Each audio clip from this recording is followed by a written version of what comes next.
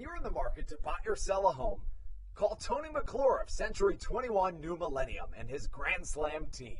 The realtor of the Southern Maryland Blue Crabs since our first season in 2008. Tony and his team of preferred partners includes Tim Murphy of CNF Mortgage and Steve Scott of the Scott Law Group. Together, they will ensure that your real estate needs are nothing short of a grand slam. The quality service you will receive is Hall of Fame worthy. Put Tony's 41-plus years of experience to work for you. Call or text Tony today at 301-928-1280 for your personal Grand Slam experience. Go Blue Crabs.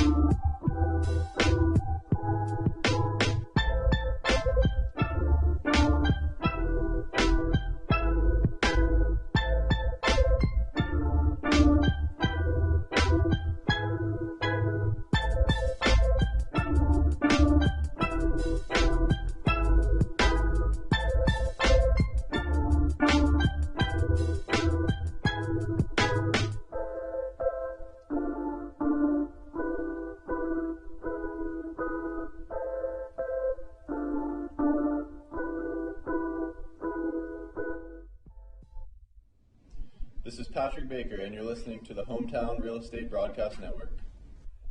The tarp has come off, and it is time for Blue Crabs Baseball right here on your home for Blue Crabs Baseball, the Hometown Real Estate Broadcast Network. Andrew Banstra here, joined by Brendan Casera and Matthew Hargrove, as we take you through, and we say this all the time, Brendan, but again, it is the most important series of the year. With a team that has been 500 or a little bit above it for most of the season at least, it feels just to call, just about every series the most important one, especially with the first and second half splits. But catch everybody up, Brendan, to what happened over this short little road trip Southern Maryland found themselves on and where the playoff situation sits. First, we'll send it to the national anthem, and when we come back, talk about that, give you the starting lineups and much more right here on the Hometown Real Estate Broadcast Network.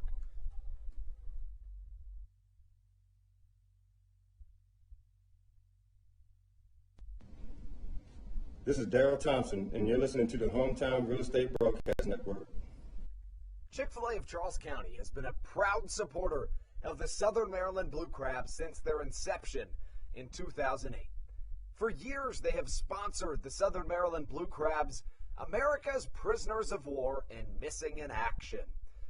In between the second inning of each game, there is a moment of silence brought to you by Chick-fil-A. The Southern Maryland Blue Crabs appreciate and respect not only Chick-fil-A, but all of those that have served our great country. That they sponsor was made possible by Chick-fil-A of Charles County. Thank you so much, and visit any of your Charles County Chick-fil-A locations today.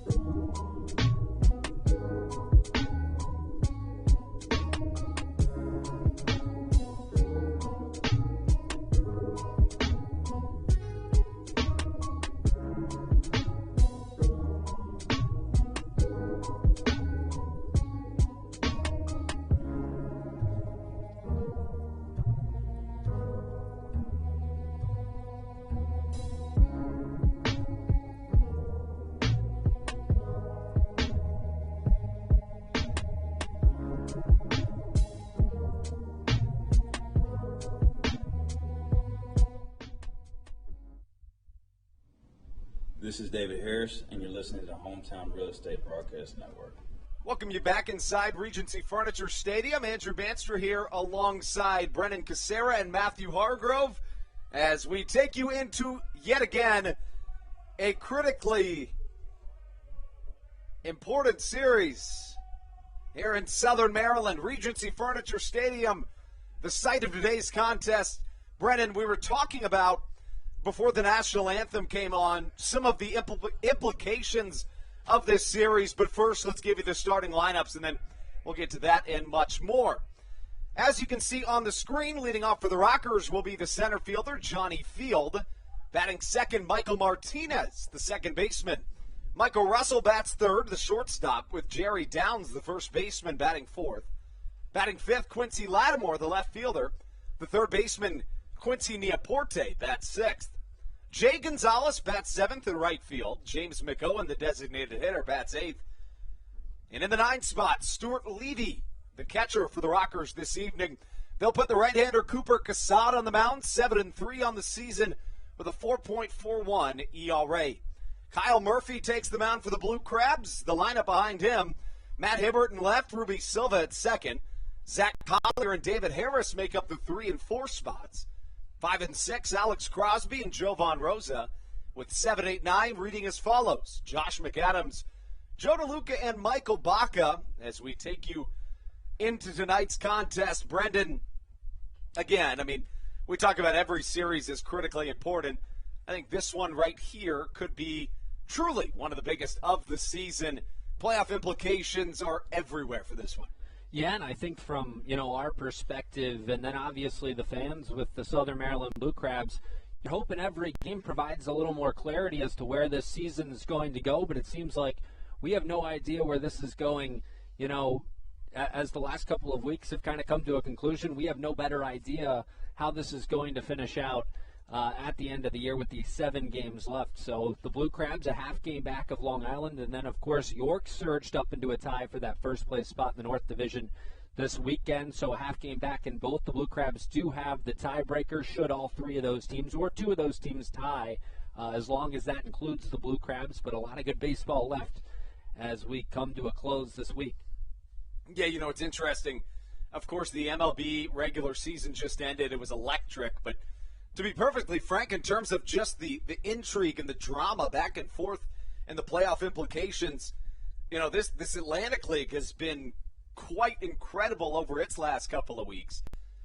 We thought we had a pretty good understanding of if this happens, then the Blue Crabs could make it, if this hadn't, so on and so forth. But honestly, with Southern Maryland just having won 1 of 3 games in this most recent series and doing the same in the series prior, if I would have told you Southern Maryland went 2 and 4, you probably would have assumed, myself included, that Southern Maryland certainly would be out of playoff implications. But the Ducks, who went 17 and 2, have now lost 5 in a row. And like you said, Southern Maryland, Brennan, just a half game back, and they have the tiebreaker over both the York Revolution and the Long Island Ducks, tied for first place. Yeah, and you mentioned it too.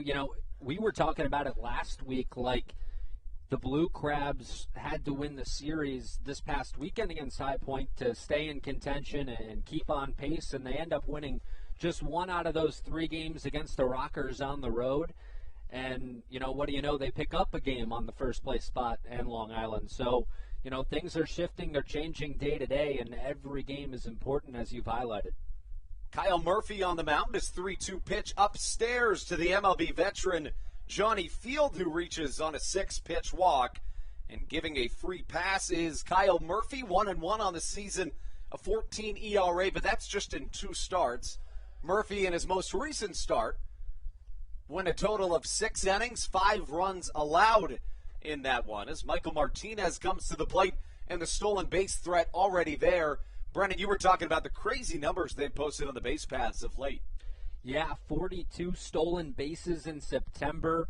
9 of 9 this past weekend against Southern Maryland, who's only throwing out base stealers at about an 8% clip. And, the Rockers have been absolutely phenomenal. They continued that success this weekend against the Blue Crabs, and that's going to be a key. When guys get on base, you got to find a way to hold them on the base paths if you're the Blue Crabs. And we'll see here, with a man on early, if the Rockers are looking to test Joe DeLuca behind home plate.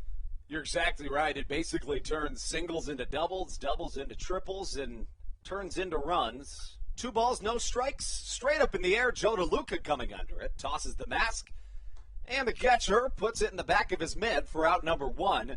So after the walk and then going 2-0, getting that early out on Michael Martinez, crucial. Yeah, and, with Kyle Murphy and just this Blue Crabs team in general this week, it's going to be so important. It's going to be about how you start these games. So like we've said last week when the Blue Crabs were home, every game feels like a playoff game, feels like its own individual wild card game. You feel like you've got to win every single night. And how do you do that? You get a lead early. You hold that lead until you get to your bullpen and guys like Andres Presenio and Matt Latos and all those guys. So, you feel comfortable about the back end of that bullpen. If you're Southern Maryland, you just got to get the ball to them with the lead and you feel pretty comfortable. Yeah, and, High Point pitched 8 pitchers, or I should say 7, in these two teams' last meeting. Of course, they just met in High Point. Clearly throwing everything to the table is Jamie Keefe and the High Point Rockers, who have come in hot. If they were in the Atlantic League North Division, they would be running away with the division. But,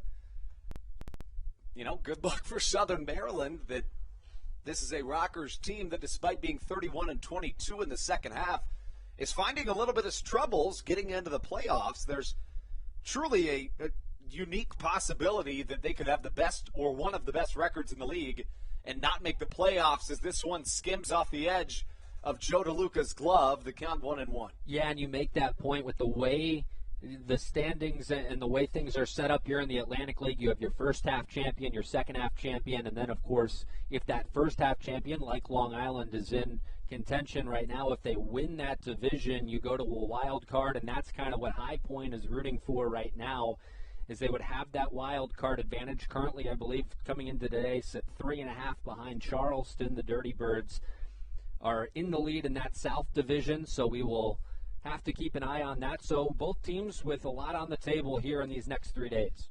Southern Maryland has Kyle Murphy this evening, Daryl Thompson tomorrow. He could become the all-time wins leader in Atlantic League history. Since we last spoke to you, he tied Tim Kaine with 74 career Atlantic League wins.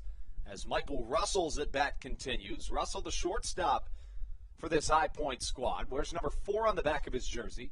Chopper to the left side. The count remains 1-2. Russell, a .372 hitter on the year, a .528 slugging percentage for him as well. Hasn't played in every game this season, has Russell. Found some time on the disabled list, but when he's been in, he's been really good this season for the Rockers. Count still a ball and 2 strikes from Murphy to Russell. A look back to second, short lead. Pitches inside and misses. The count evens at 2s.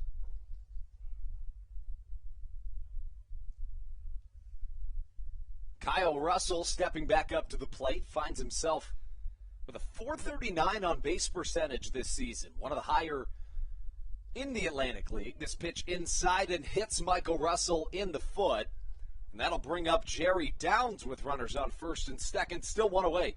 Yeah, you mentioned the on-base percentage, and Russell finding a way, I guess, to get on there with a hit-by-pitch, but, another guy you see get hit by pitch a lot for the Blue Crabs is Matt Hibbert right there. Murphy makes it 2 on and 1 out. That brings up the left-handed hitting Jerry Downs, the first baseman for this Rockers team.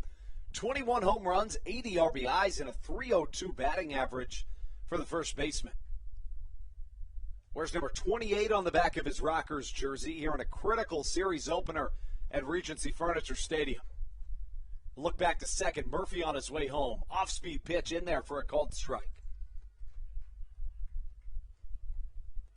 Jerry Downs, the brother of one of the top prospects in all of baseball, Jeter Downs, who was a part of that Mookie Betts trade, sent him from the Dodgers system to the Boston Red Sox system. Jerry, however, has been pretty darn good in his own right. Mentioned the numbers a moment ago. The cleanup man sees a sinker just missed down low, and the count evens at 1s. Yeah, both brothers drafted into Major League Baseball. Jeter, obviously, you mentioned, the high praise about him, and he was a first-round draft pick, and Jerry, a 15th-round pick in his own right, so a lot of baseball talent in that family. 2-1 goes the count to Jeter. I beg your pardon, Jerry. You're a big prospect, of course, when you're a part of that Mookie trade, but we were talking about it earlier. A guy in the Red Sox system, the name Jeter is going to stick out to you a little bit. 2 balls and a strike the count. Runners at first and second, 1 away. This pitch looks like it might have hit Joe DeLuca in the hand, and he'll just put it in his back pocket and watch the count go to 3-1. This could be a pivotal turning point in this ballgame. You mentioned, Brendan, just how important it is for Southern Maryland to get an early lead. When the Blue Crabs score first this year, they're 34-20. That's compared to a record of 57-56 on the season. Downs sees a 3-ball, 1-strike count. Top of the first, runners on first and second. 3-1, swung on and missed, and Jerry Downs falls to a full count. This is a guy in Murphy who has strikeout stuff, a guy in his last start who struck out 9 for the Blue Crabs, so he's capable of getting those strikeouts, especially when he needs them the most. Compared to his season average and his season numbers, Jerry Downs a little bit down in the month of September. The payoff pitch, swing and a miss. Kyle Murphy fans Jerry Downs coming back from down 3-1. And a critical strikeout here. We're talking about a guy in Kyle Murphy, his last time out, struck out 9 batters against the Barnstormers. Yeah, and you see the strikeout stuff there, is able to go off speed, featuring fastball, changeup, slider so far tonight. And he went to the slow stuff on the last pitch. The last 2 pitches of that at bat, was able to get some swings and misses to record out number 2. That brings up Quincy Lattimore. Lattimore in 2019 was, without a doubt, one of the more dangerous batters in all of the Atlantic League before he had his contract purchased by the Mexican Baseball League. Kyle Murphy starts him out with a curveball, and that's something that we've seen him do quite a few times in the young game to this point. Trying to mix up these batters. Chopper to the left side, foul as the count evens at a ball and a strike. On the season for Quincy Lattimore, a .292 hitter, 5 home runs, 18 RBIs for Lattimore. He was signed by the Rockers on August 27th. About a month and a half with High Point, his second season with the Rockers. Lattimore from the right side, Murphy out of the stretch. Another curveball trying to get him to chase, but Lattimore won't bite. Quincy has good speed, too. 2 stolen bases, but again, just about a month played. On the road this season, Lattimore hitting a touch better at .310. Line drive to the left side. Michael Baca jumps and grabs it. Getting out of a jam here in the first is Kyle Murphy. Can't underestimate how important that is. We're through half of an inning here in Southern Maryland. When we come back, Cooper Cassad takes the mound for the High Point Rockers. Southern Maryland will send up their 1-2-3. Matt Hibbert, Ruby Silva, and Zach Collier on docket right here on your home for Blue Crabs Baseball, the Hometown Real Estate Broadcast Network.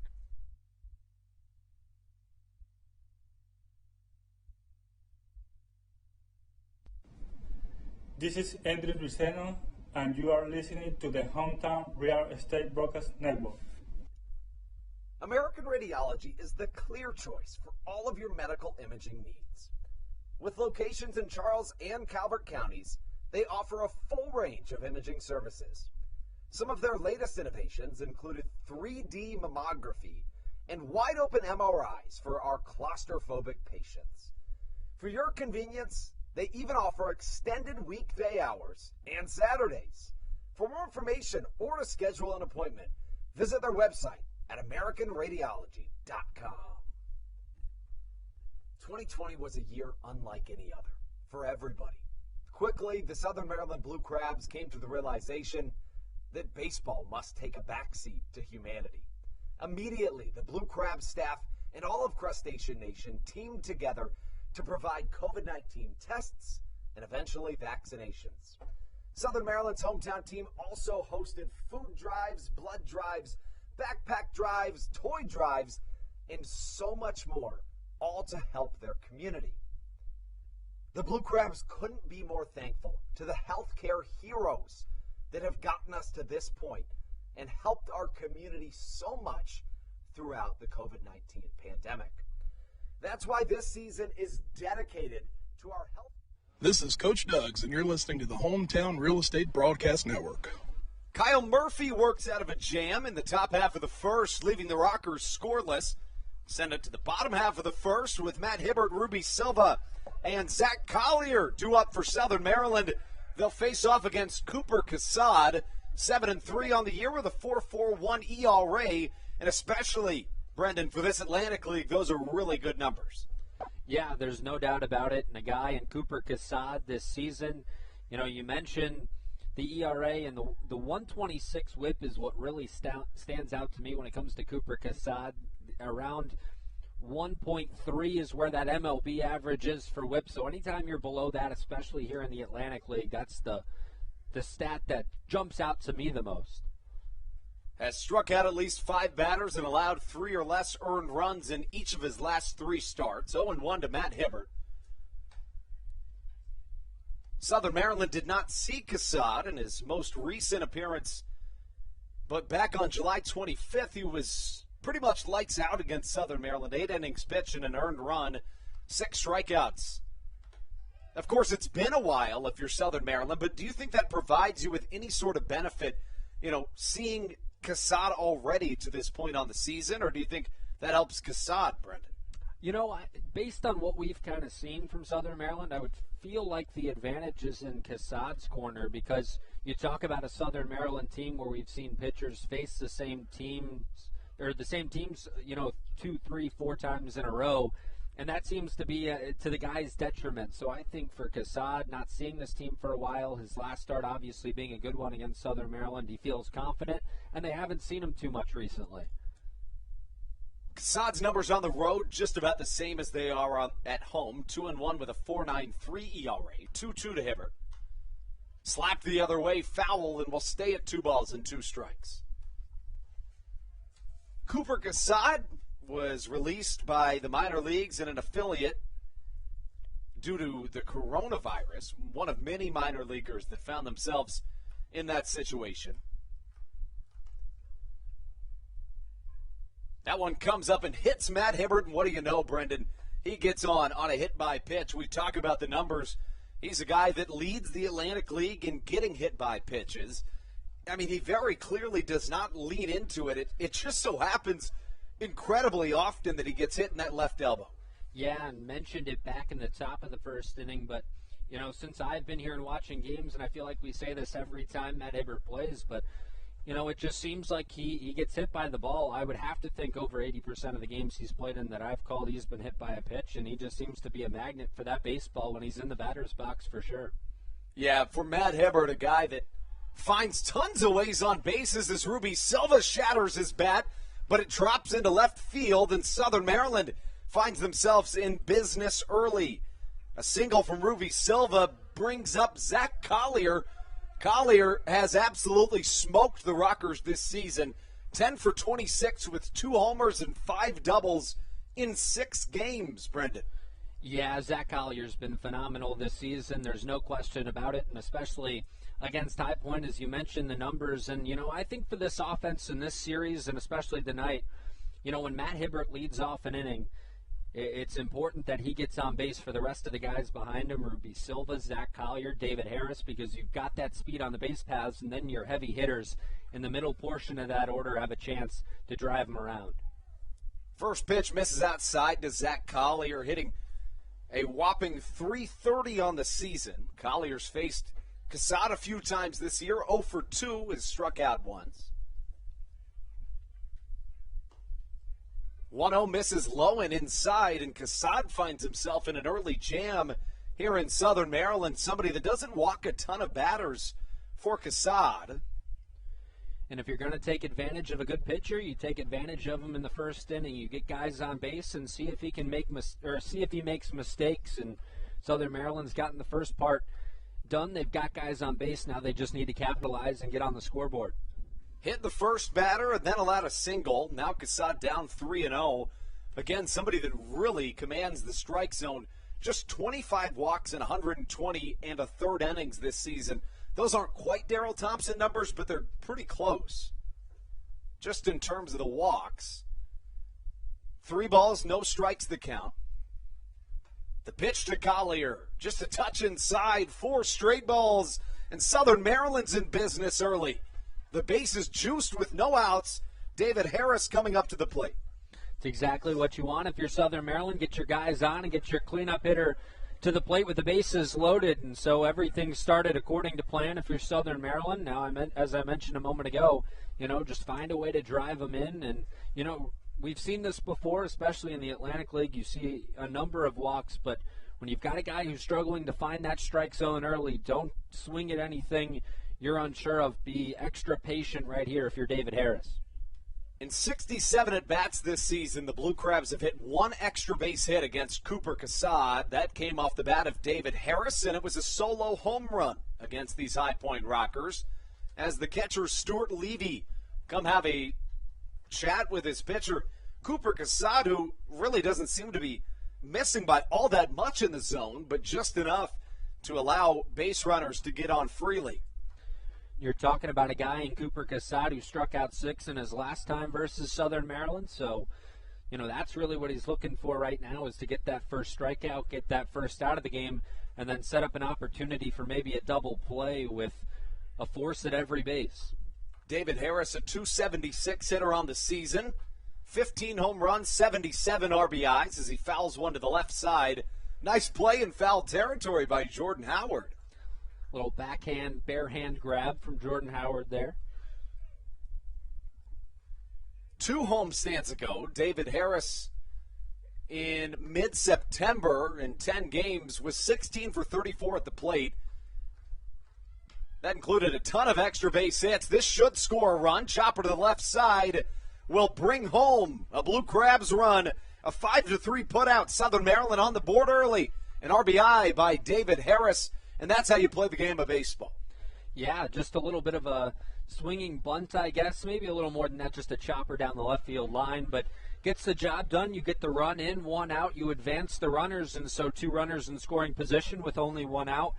And an opportunity to make this a 2 or 3 run inning if you're Southern Maryland at least. So, he doesn't get on base, but he gets the job done and brings the run across early. And so one of the first objectives of the game, get that early lead, is taken care of for the Blue Crabs.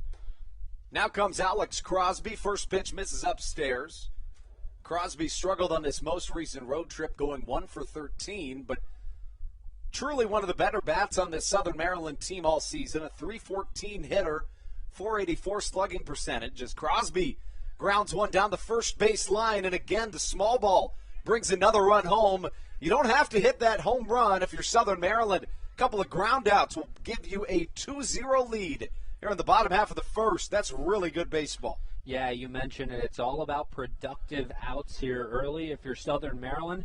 They've gotten 2 guys across with those opportunities with no outs, and then obviously with 1 out there with Alex Crosby up, so you get a couple of runs across, and you still have a man at third. So if you're able to find 1 more hit, you can put that crooked number at 3 on the board and, possibly move to that next inning with a 3-run lead. That would be big if you're Southern Maryland to get things started. That brings up Jovan Rosa. First pitch he sees misses outside. Jovan on the season with the Blue Crabs, a .236 hitter, signed back on August the 26th. Had hits in 11 of his first 14 games with the Blue Crabs. Casad's 1-0 offering misses down low. 2-0 the count.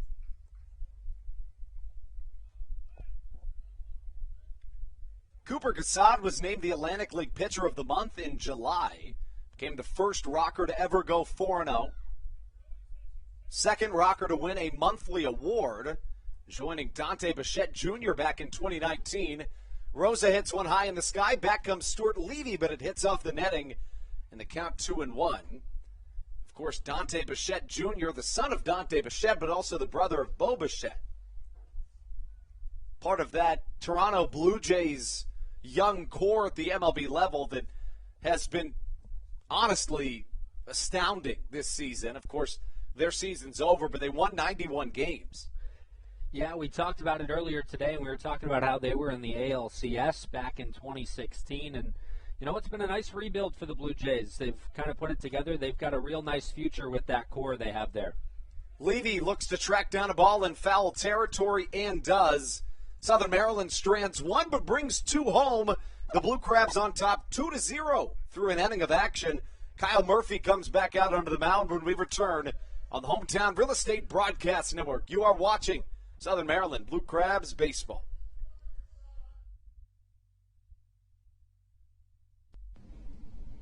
This is Daryl Thompson, and you're listening to the Hometown Real Estate Broadcast Network.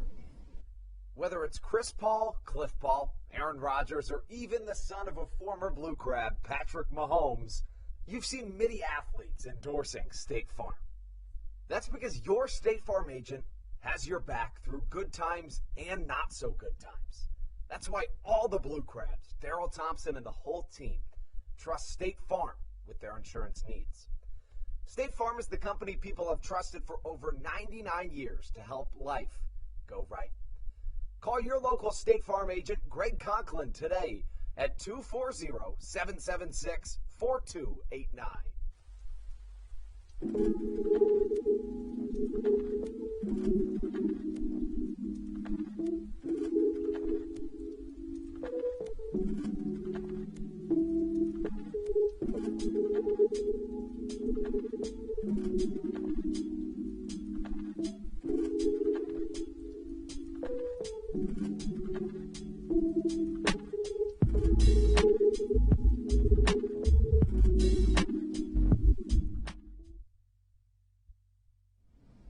This is Kent Blackstone, and you're listening to the Hometown Real Estate Broadcast Network.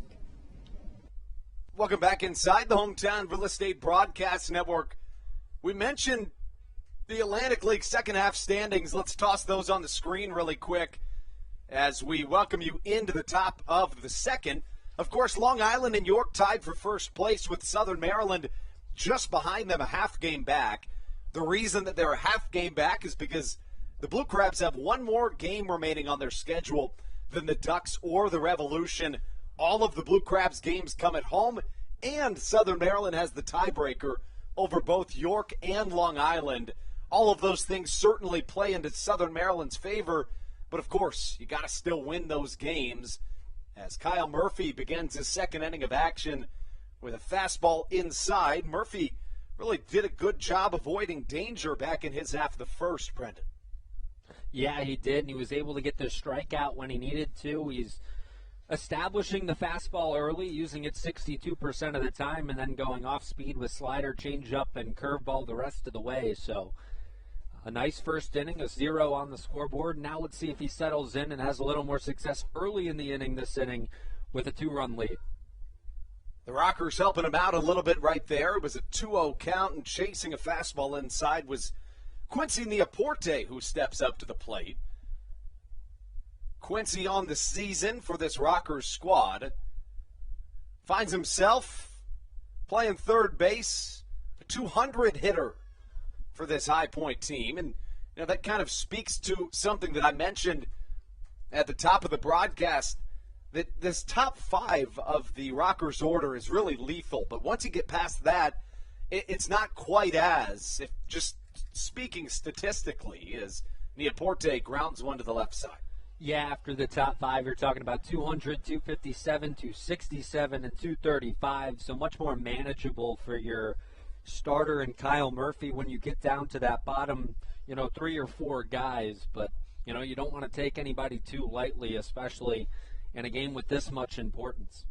Payoff pitch from Murphy, spoiled to the right side, and to further that point, it really means that you have to take care of the bottom of the order, because you're probably, you're going to see some production from the top of the order. It's inevitable.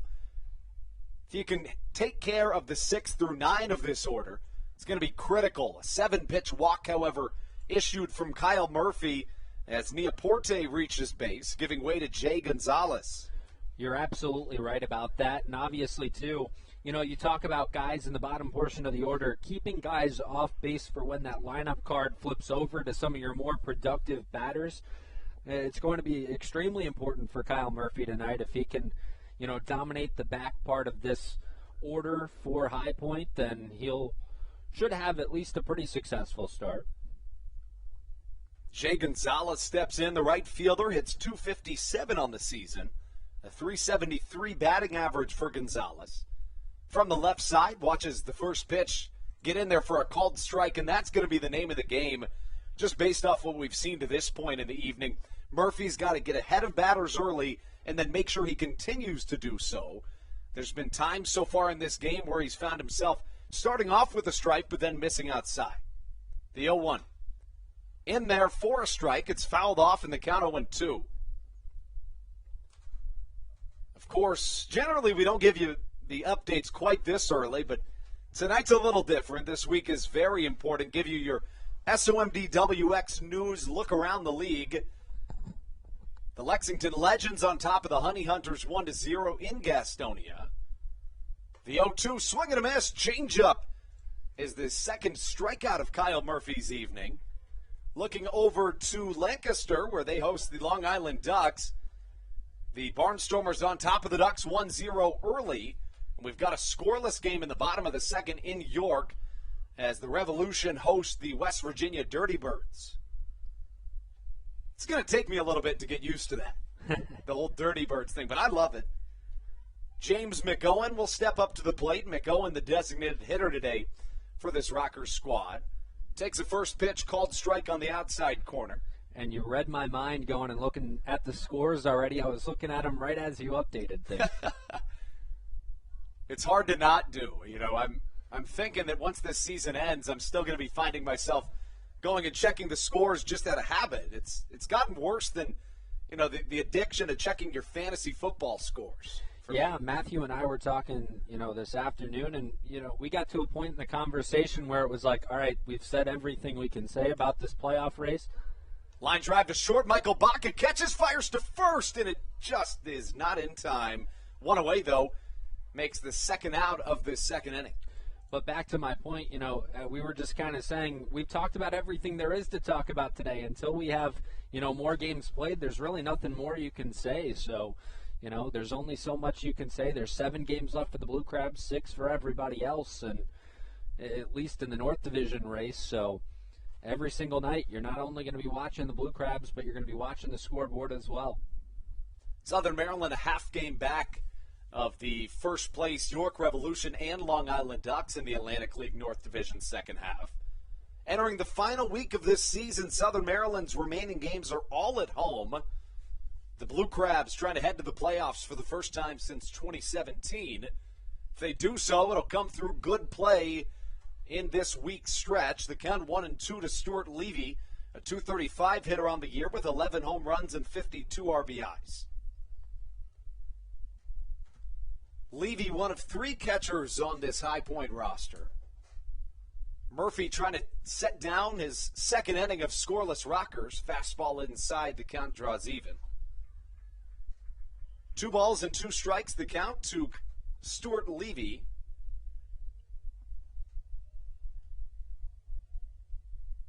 Levy did not bat in his most recent series, which came against these Blue Crabs. Line drive up the middle. Bounces off the base and goes into right field. Michael Baca will chase that baseball down, and that's just a really, really unlucky bounce for this Blue Crabs team. Unlucky in a lot of ways because it looks like that got Kyle Murphy on, I believe, his glove hand there, so a little shaken up. You've got Baca shaken up as well. He was limping a little bit after that bounced into the outfield, and then you talk about the base hit up the middle that bounces off the bag and into the outfield. Stan Clyburn and now Lauren Eck, the trainer, looking over towards Kyle Murphy to make sure he's good. He says he is, so, a lot happening on that play, especially for the Blue Crabs. See if Murphy can work out of another jam. Joins the Blue Crabs from the Chicago Dogs of the American Association. Was really successful in that American Association. Dominates with the fastball, does Murphy. 83 of them, 74% of his pitches tossed in his last time out. Up to the plate, the leadoff man, and Johnny Field. He takes a baseball inside. The count 1-0. Field, an MLB veteran as recently as 2018. Did not play in this most recent series, was just activated earlier today. The 1-0. Line drive right over our heads in this Bayonet press box, and the count 1-1.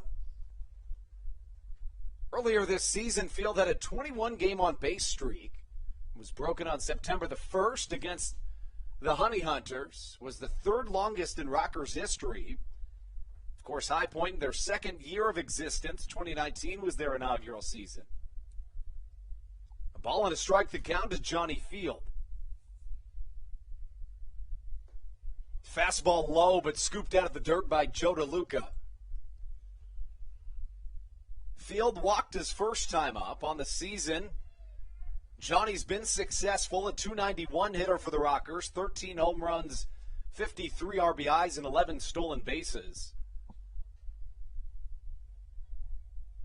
In a sense, he was traded, Cesar Trejo was traded to the Blue Crabs when Field got to the Rockers, was released by the Kansas City Monarchs of the American Association earlier this season, and at that point, the Rockers traded Trejo to the Blue Crabs for a player to be named later, the count 3-1. Murphy's been good this evening. Really not a lot of solid contact off of him. The walks and the hit by pitches that plagued him. His first time through the order, he gave out 3 free passes as compared to just 1 single. High fly to the left side shouldn't be a problem for Matt Hibbert. Ranging in left field, shallow, and he puts it away for out number 3. Kyle Murphy has us on the edge of our seats here on a Tuesday night, Brendan.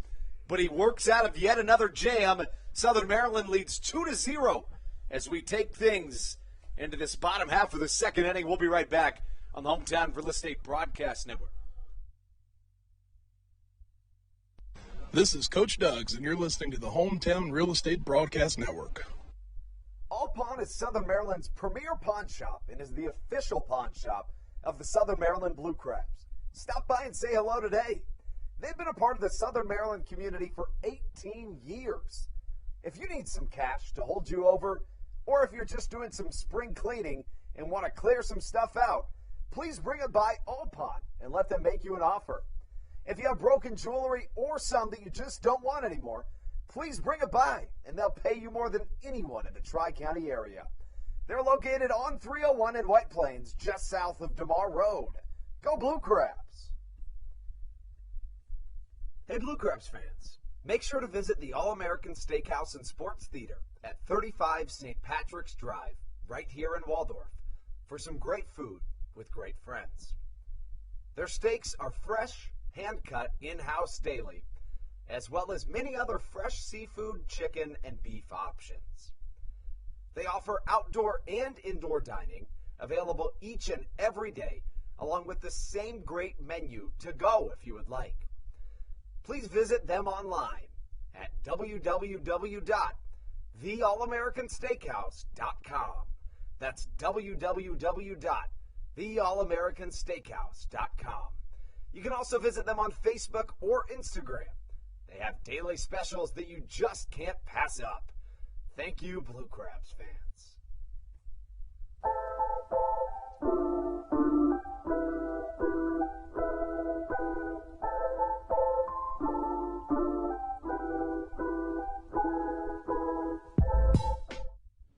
This is Matt Latos, and you're listening to the Hometown Real Estate Broadcast Network. Take things into the bottom half of the second inning here in Southern Maryland. A 2-0 Blue Crabs lead early as the 7-8-9 of the lineup comes to the plate, starting off with a ball inside as Josh McAdams, tonight's third baseman for Southern Maryland. The Rockers had a stretch in which they were really struggling with runners in scoring position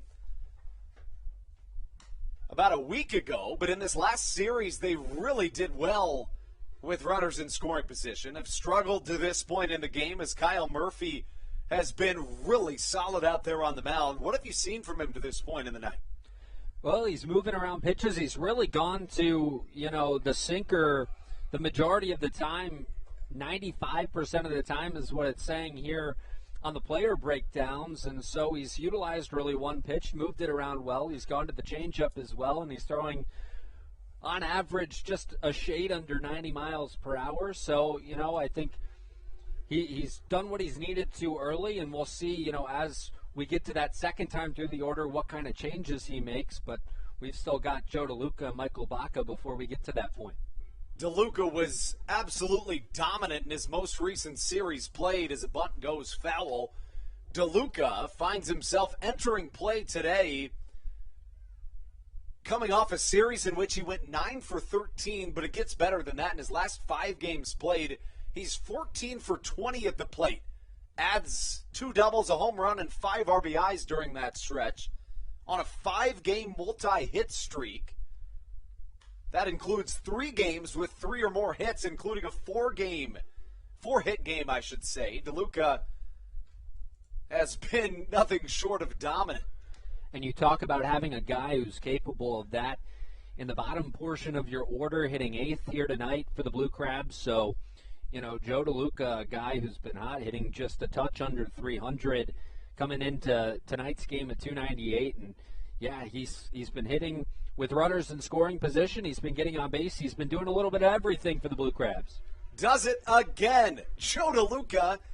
Of course, we're going to call this a 6-game series between these two teams from time to time, given that the Blue Crabs just got out of High Point in this 6-game set, the 4th game of it. DeLuca now 10 for 14.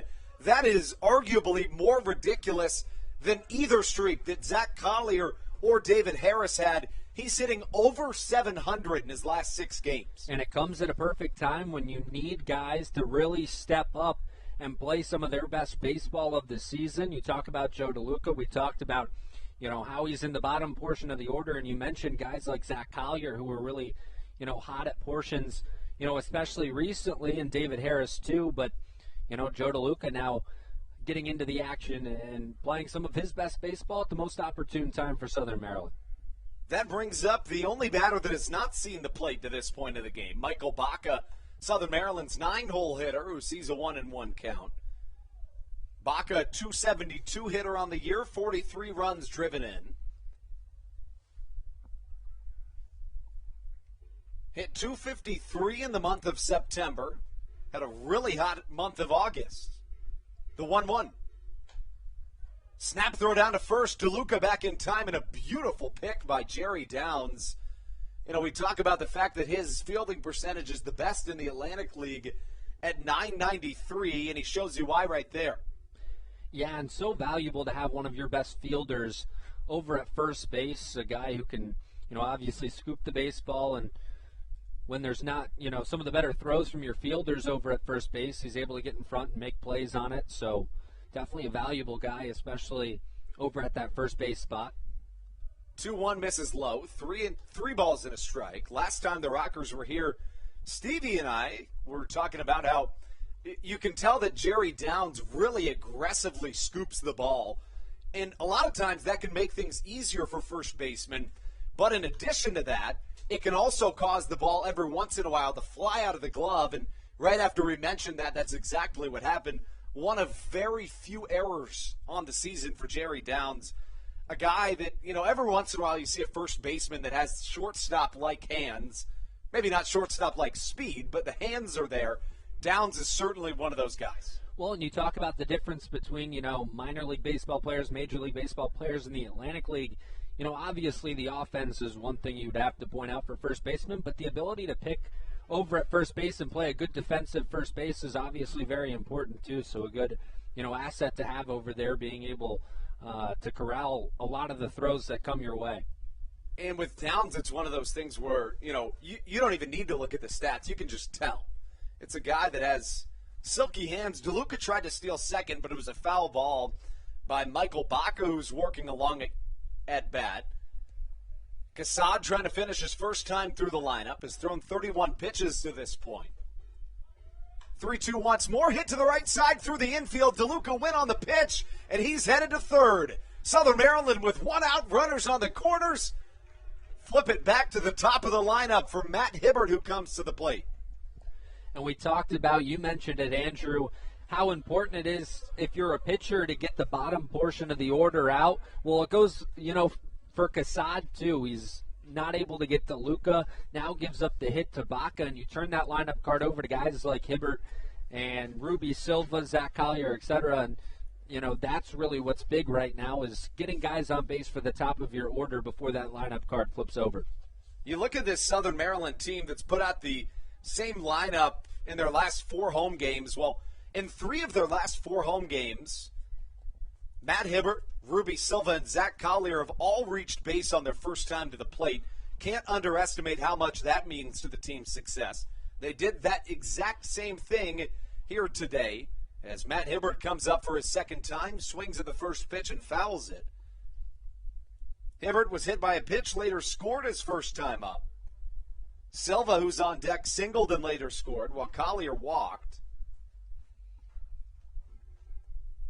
Hibbert leads the league in hit by pitch. A lethal bat, Ruby Silva awaits on deck.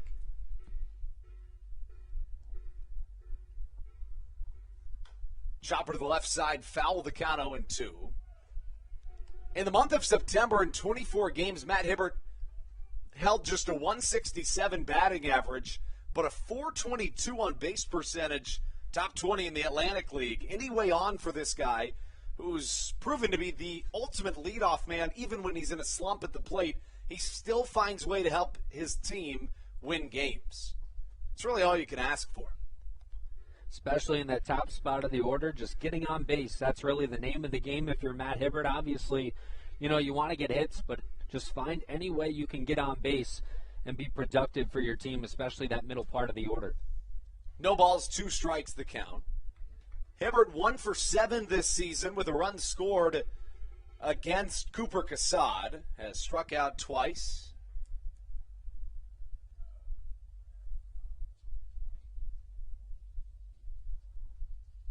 Cassad in another jam here early. Runners on the corners.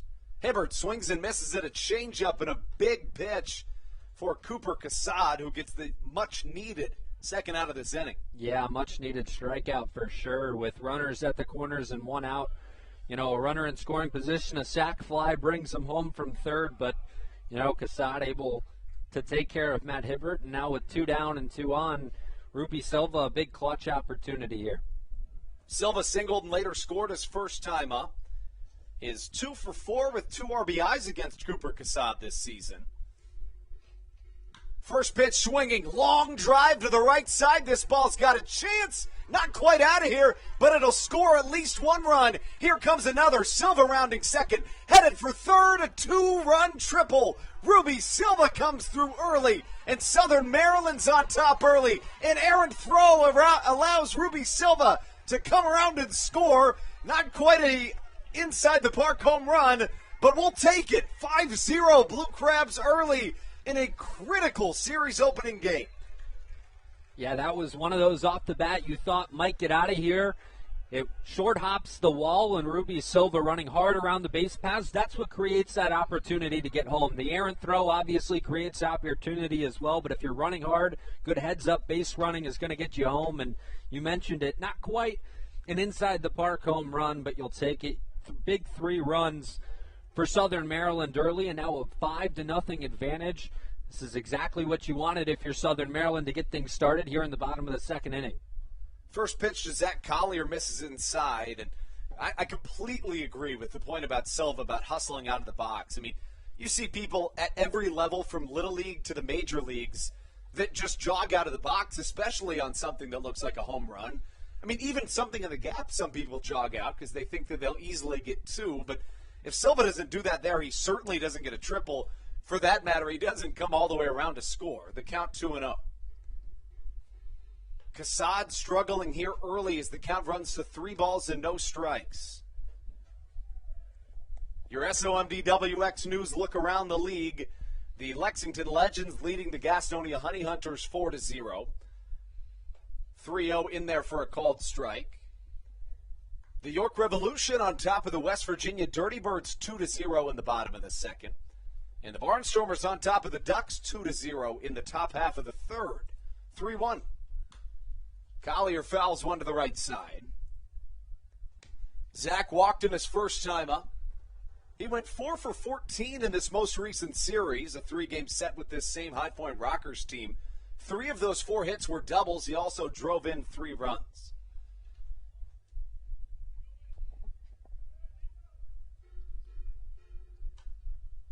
Fouling it to the left side as the count remains full at 3 balls and 2 strikes. In the month of September, Zach Collier was the Blue Crabs position player of the month. He hit .377 with a .529 on base percentage and a .636 slugging percentage. Truly video game numbers for Collier, who hits one to the right side. Fielding it on the run is Michael Martinez, who throws to first for out number 3. That's how we get through 2 innings of baseball, not before Southern Maryland can tag 3 more on the arm of Cooper Cassad. Kyle Murphy now has a 5-0 lead when he comes back out in the third. You're listening to Blue Crabs Baseball right here on your home for it, Hometown Real Estate Broadcast Network.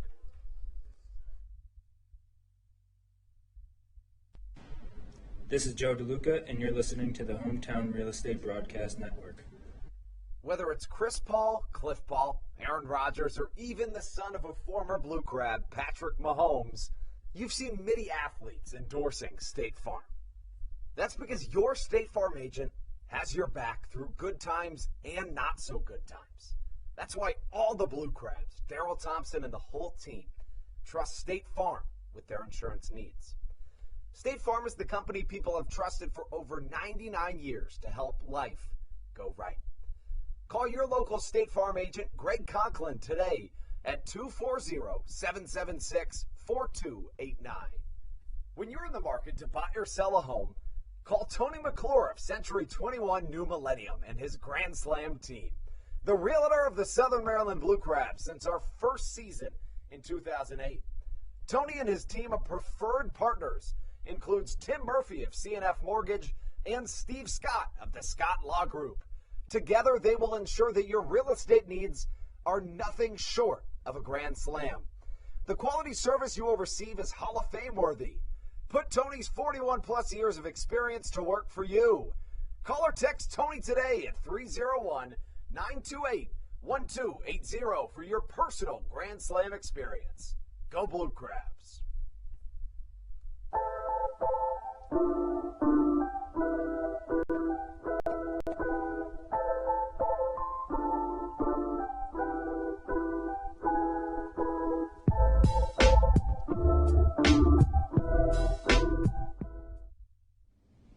This is Patrick Baker, and you're listening to the Hometown Real Estate Broadcast Network.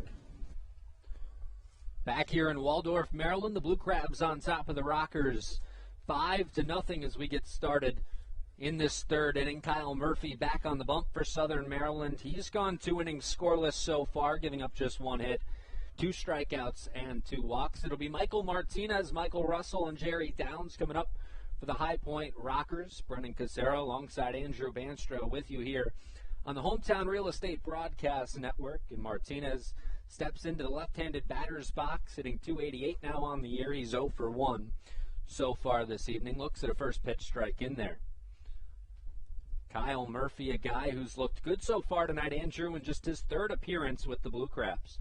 He keeps getting better and better with every start he makes. Of course, his first start this season wasn't what he wanted out of his Atlantic League debut, 9 earned in 3 innings, but his last time out, he was really, really good. Pitch fouled back, the 0-2, so we'll do it again at 0-2. And Kyle Murphy featuring the fastball, cutter, changeup, slider, and curveball tonight, according to our pitching data provided by Baseball Savant. So really mixing up the pitches and going deep into his pitching arsenal as that one's lined out towards center field. Collier will take a couple of steps in and grab that one for out number 1. But, you know, you talk about Kyle Murphy's last start. He goes 6 innings, allowing 5 earned. And on paper, that doesn't look that great, but it was really just that 1 inning where he struggled. He allowed the grand slam, but outside of that, everything was smooth sailing for Murphy, who picked up his first win in the Atlantic League. So now it's the shortstop, Michael Russell, and he looks at a first pitch upstairs. He had to duck down underneath that one. 1-0 the count on the off-speed pitch from Murphy. Murphy working quickly here as we get the 1-0 pitch, a breaking ball outside, 2-0 the count. So 2-0 the count, one down here in the top of the third inning. And it's the number 3 hitter for the Rockers as Murphy kicks and deals. That one skied out towards left field. Hibbert running in. Baca chasing out as well, but he's called off by Hibbert, and that'll be out number 2. So quickly 2 down here in the top of the third for Kyle Murphy. And now Jerry Downs to the plate for High Point. Something that often gets overlooked, especially at this level, but we've seen it a couple times this season where infielders, to be completely honest, have been a little bit too aggressive in the outfield, trying to get balls that are probably an outfielder. So really good job by Hibbert there to call off Baca and make sure he gets that one. As Murphy's first pitch to Downs is inside for ball 1. Yeah, and you mentioned that, Andrew. We've seen a number of times where there's been some miscommunication in some tough spots right there. Baca doing the right thing as well, listening to his left fielder and getting out of the way to prevent any dangerous opportunity or dangerous situation, I should say. As there's now 2-0 to Downs for Kyle Murphy, and boy, Kyle Murphy works awfully quickly. The 2-0 pitch. That one upstairs, quickly 3-0. And, you see these guys work quickly, Andrew, and trying to stay in rhythm. Kyle Murphy, probably one of the faster guys we've seen working on the mound this season. Yeah, he really is. And, sometimes, every once in a while, when you work a little too quick, you issue a couple of balls in a row, and you just try to keep going so quick and work yourself out of it, and it runs you into a jam. The 3-1, fouled straight back, so we'll do it at a full count now. A full count to Jerry Downs. Andrew highlighted the brother of top prospect Jeter Downs, who was taken 32nd overall, and I believe it was the 2017 amateur draft. As the payoff pitch to him is grounded out towards the right side of the infield. It'll be played by Crosby, gloved and flipped over to first for out number 3 to end the inning. So no runs and no hits for the High Point Rockers in a quick inning for Kyle Murphy. It's still 5-0 Blue Crabs as we move to the middle of the 5th. From Waldorf, Maryland, on the Hometown Real Estate Broadcast Network, you're listening to Blue Crab Baseball. This is Daryl Thompson, and you're listening to the Hometown Real Estate Broadcast Network. Whether it's Chris Paul, Cliff Paul, Aaron Rodgers, or even the son of a former Blue Crab, Patrick Mahomes, you've seen many athletes endorsing State Farm. That's because your State Farm agent has your back through good times and not so good times. That's why all the Blue Crabs, Daryl Thompson and the whole team, trust State Farm with their insurance needs. State Farm is the company people have trusted for over 99 years to help life go right. Call your local State Farm agent, Greg Conklin, today at 240-776-4289.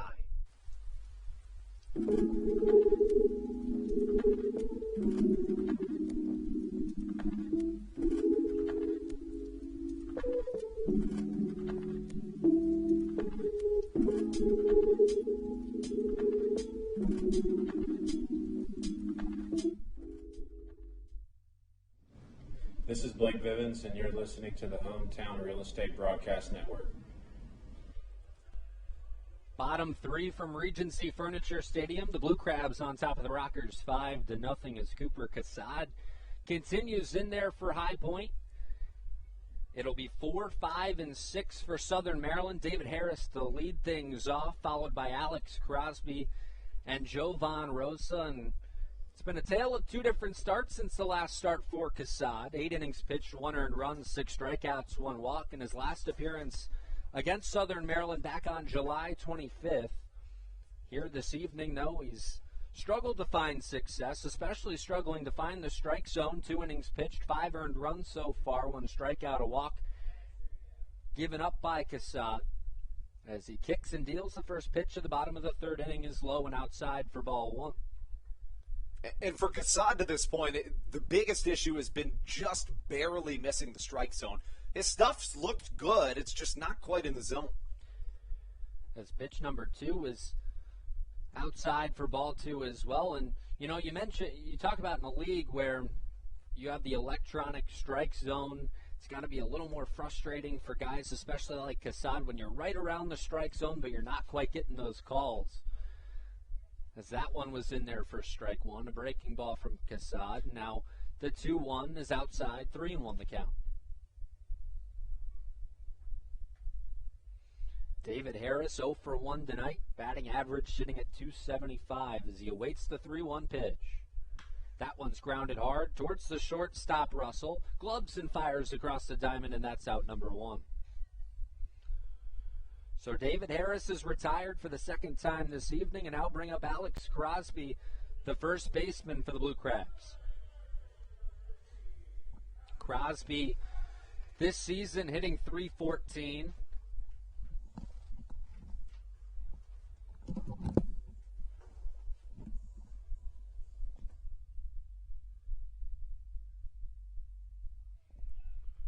Crosby in the left-handed batter's box awaits the first pitch from the right-hander, and that one skied out towards center field. Racing in to try and make the play was Field. That one drops for the first hit of the inning, and Alex Crosby's on with 1 out and Jovan Rosa to bat.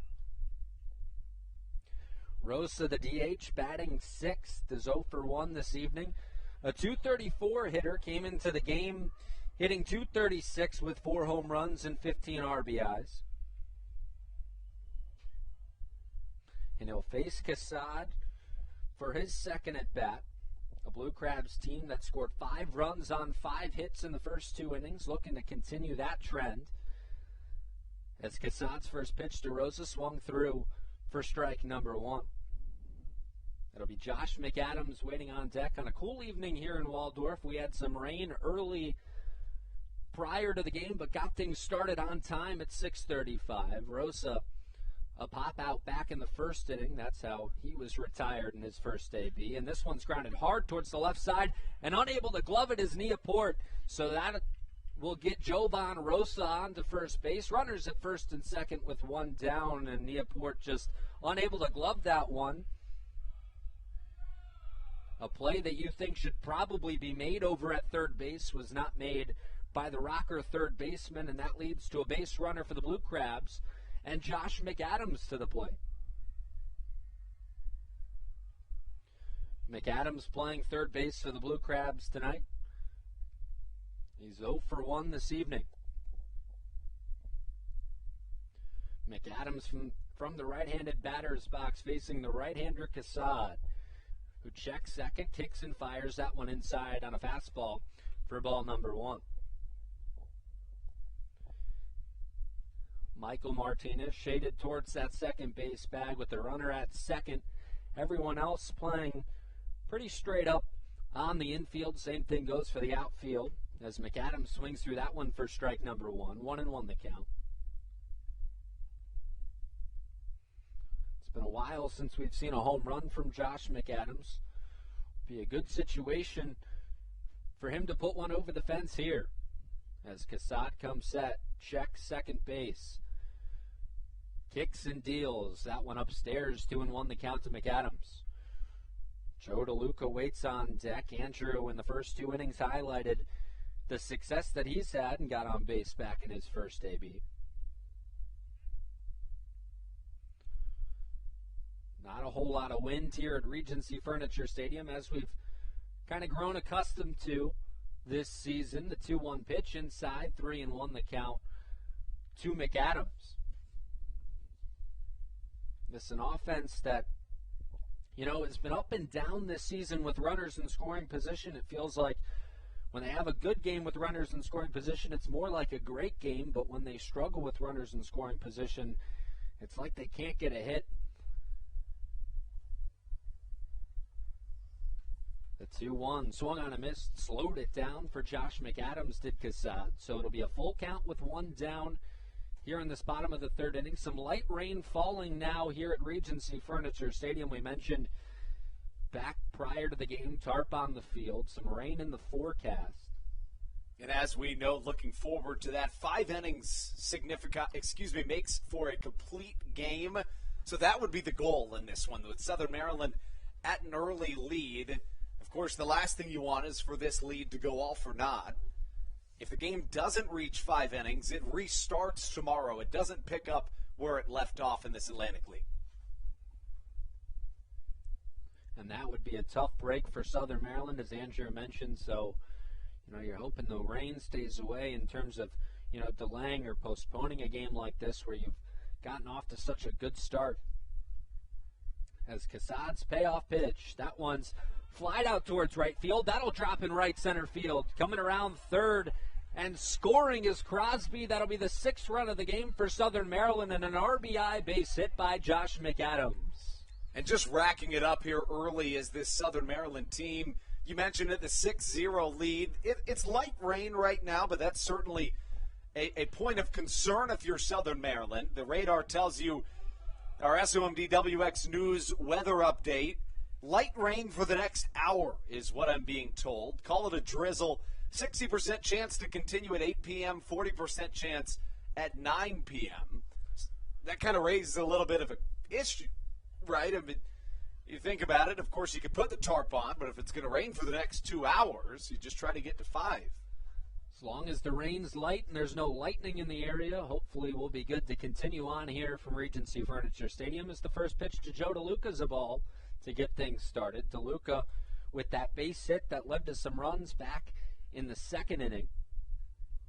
Blue Crabs would end up scoring 3 on a Ruby Silva double, or I believe it was scored as a triple out towards right field, and he would end up coming around to score like it was an inside the park home run. As stepping on second, throwing over to first is Russell for the double play, and that's how things will end here in the bottom of the 3rd inning. So the Blue Crabs strike for 1 as we move to the 4th inning from Regency Furniture Stadium. You're watching Blue Crab Baseball on the Hometown Real Estate Broadcast Network.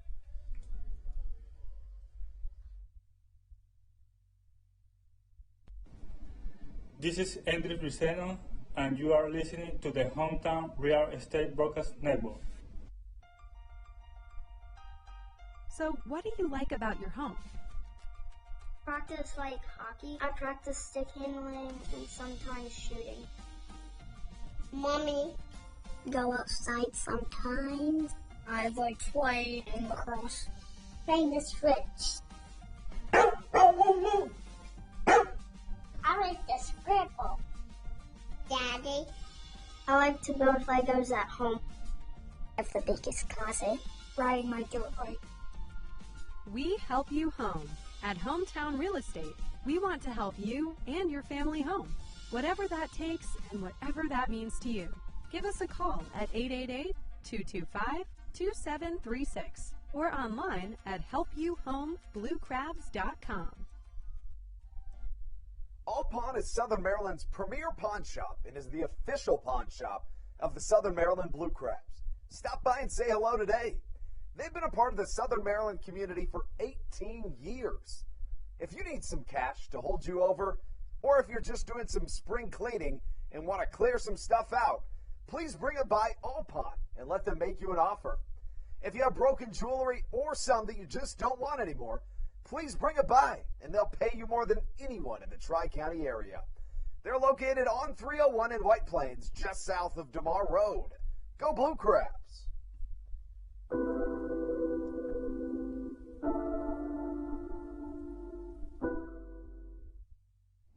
This is Brandon Barker, and you're listening to the Hometown Real Estate Broadcast Network.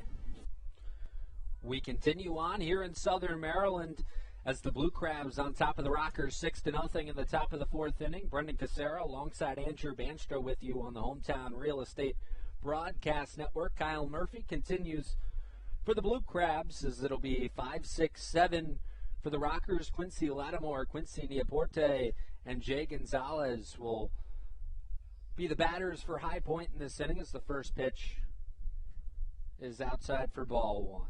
Or in there for strike 1, excuse me. That pitch inside for ball 1. 1-1 the count to Quincy Lattimore, the left fielder. Lattimore so far tonight 0 for 1 in his first AB. And he skies this one out towards center field. Going back is Collier right at the track. Will let that one drop into his glove for out number 1.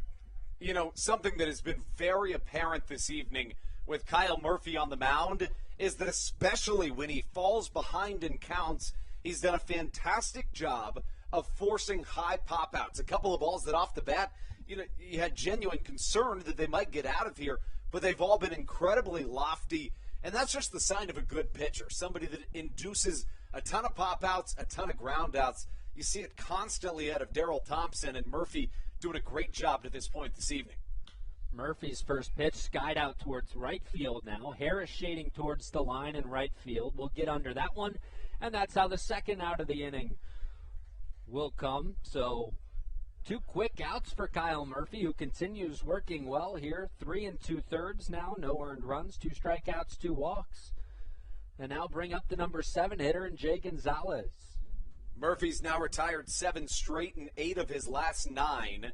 And especially in a game where you're trying to get through 5 innings as fast as you can, just in case that rain comes, a couple of 1, 2, 3 innings would be just what the doctor ordered.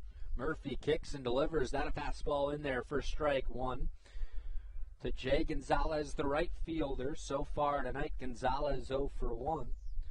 Coming into the game, hitting .257 as that one misses 1-1 the count. .257 average, 2 homers, 12 RBIs, and 6 stolen bases. The 1-1 from Murphy. That one misses low, and it's 2-1 the count.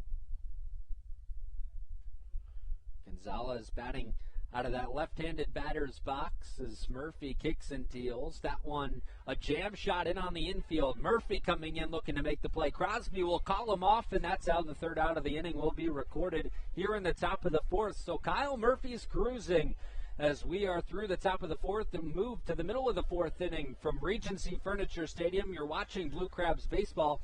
It's the Blue Crabs on top of the Rockers, 6-0 on the Hometown Real Estate Broadcast Network. This is Joe DeLuca, and you're listening to the Hometown Real Estate Broadcast Network. Dyson Building Center is one of the oldest family-owned and operated hardware, lumber, and building supply stores in Southern Maryland. They are located in St. Mary's County on Route 5 in Great Mills. Dyson's has an expansive and diverse inventory to help you with all of your home improvement and project needs. Whether you're new to the world of DIY, a tried and true DIY professional, or somewhere in between, the friendly and experienced staff at Dyson Building Center is ready and willing to help you today.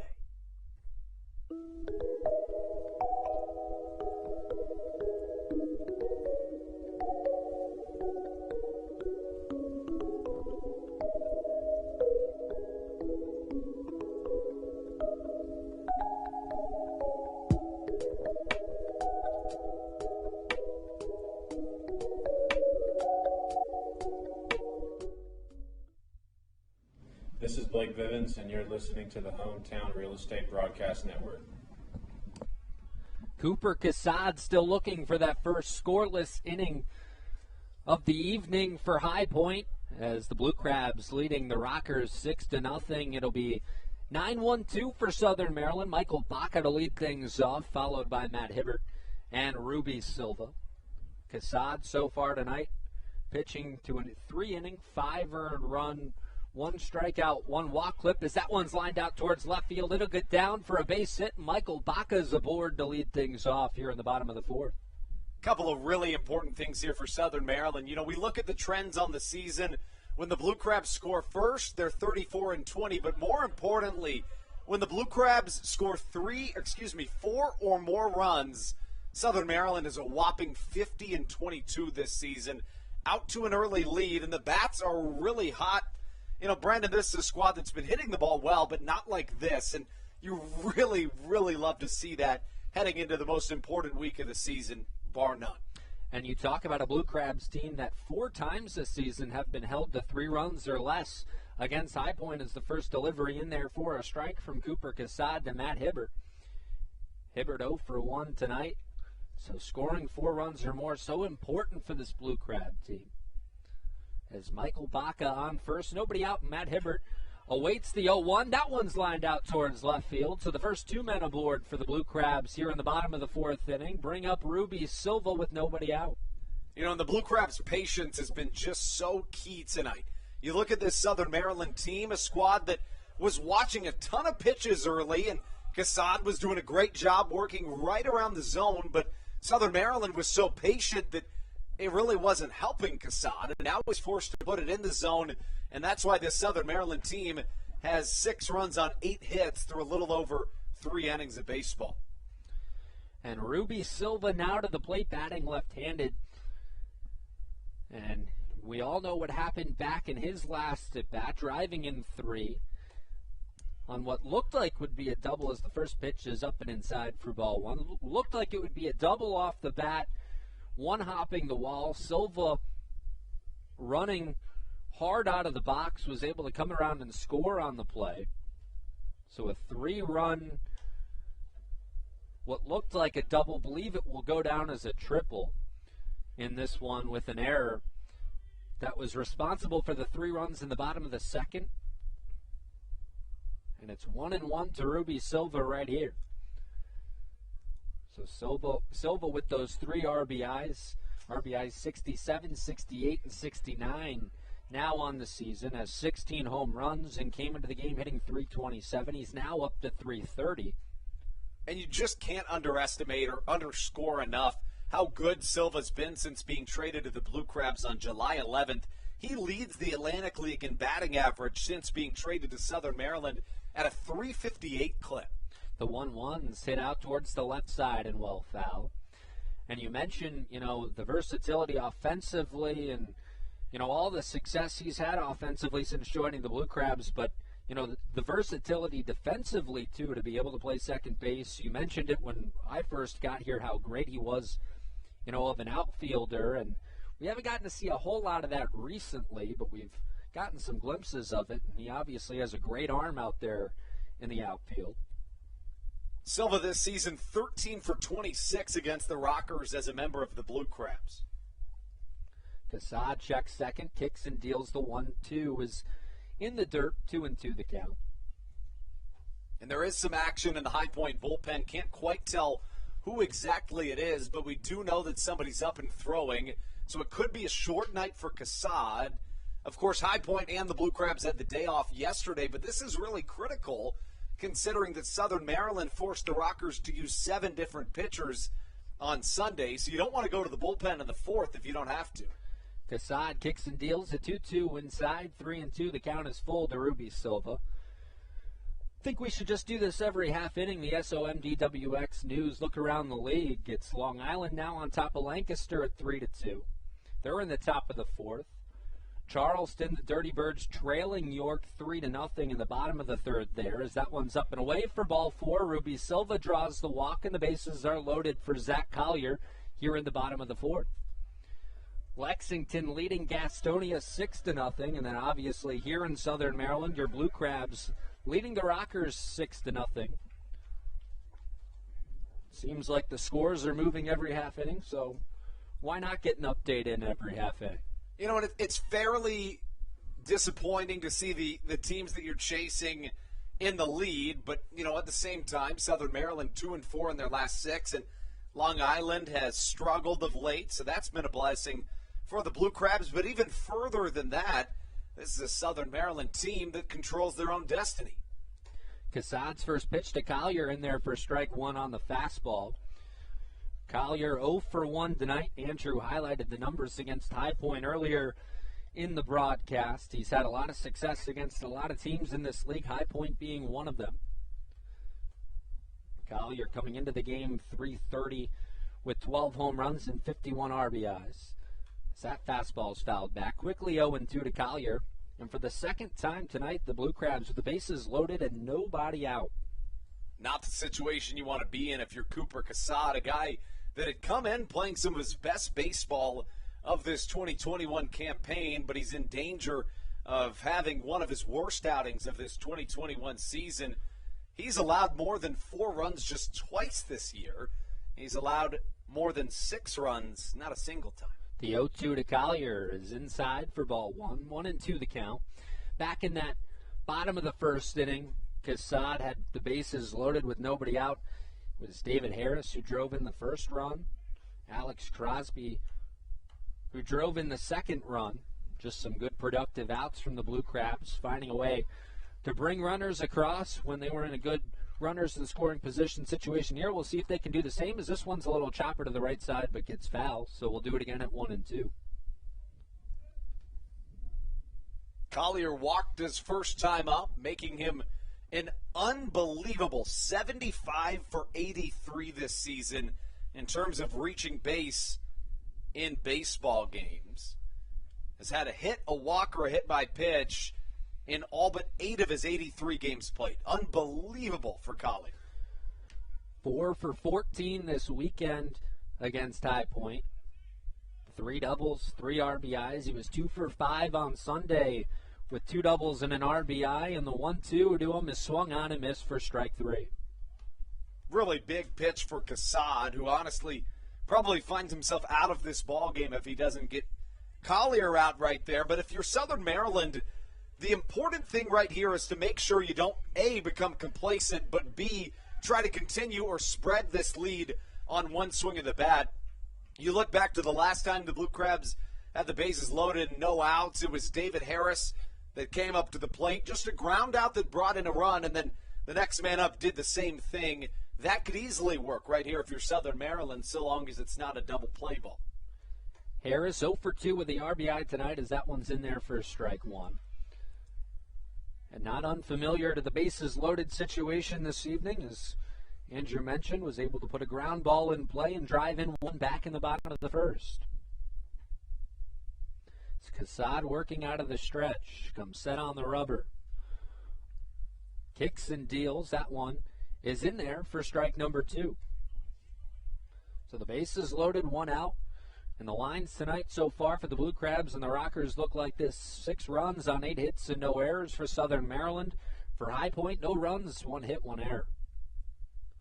Cassad once again comes set on the rubber, kicks and deals, and that one is outside for ball 1, 1-2 the count. Good take there by David Harris. I mean, it's right there, and to be perfectly honest, with a human umpire, you have to swing at that pitch. But that's kind of the beauty of the electronic strike zone in this Atlantic League. You know exactly what is and is not a strike, and another reason why I love the robot umpires. A quick time called by the home plate umpire, Derek Moshe, behind home plate tonight, as the 1-2 to Harris is just fouled off, so we'll do it again at 1-2. Harris in the series this weekend, just 1 for 7, was 0 for 3 on Sunday with a walk. Versus High Point this season, 7 for 28 with 3 homers and 7 RBIs in 7 games played. This is 9th season of professional baseball for David Harris, and he waits the 1-2 pitch, and that one's low. 2-2, the count evens up.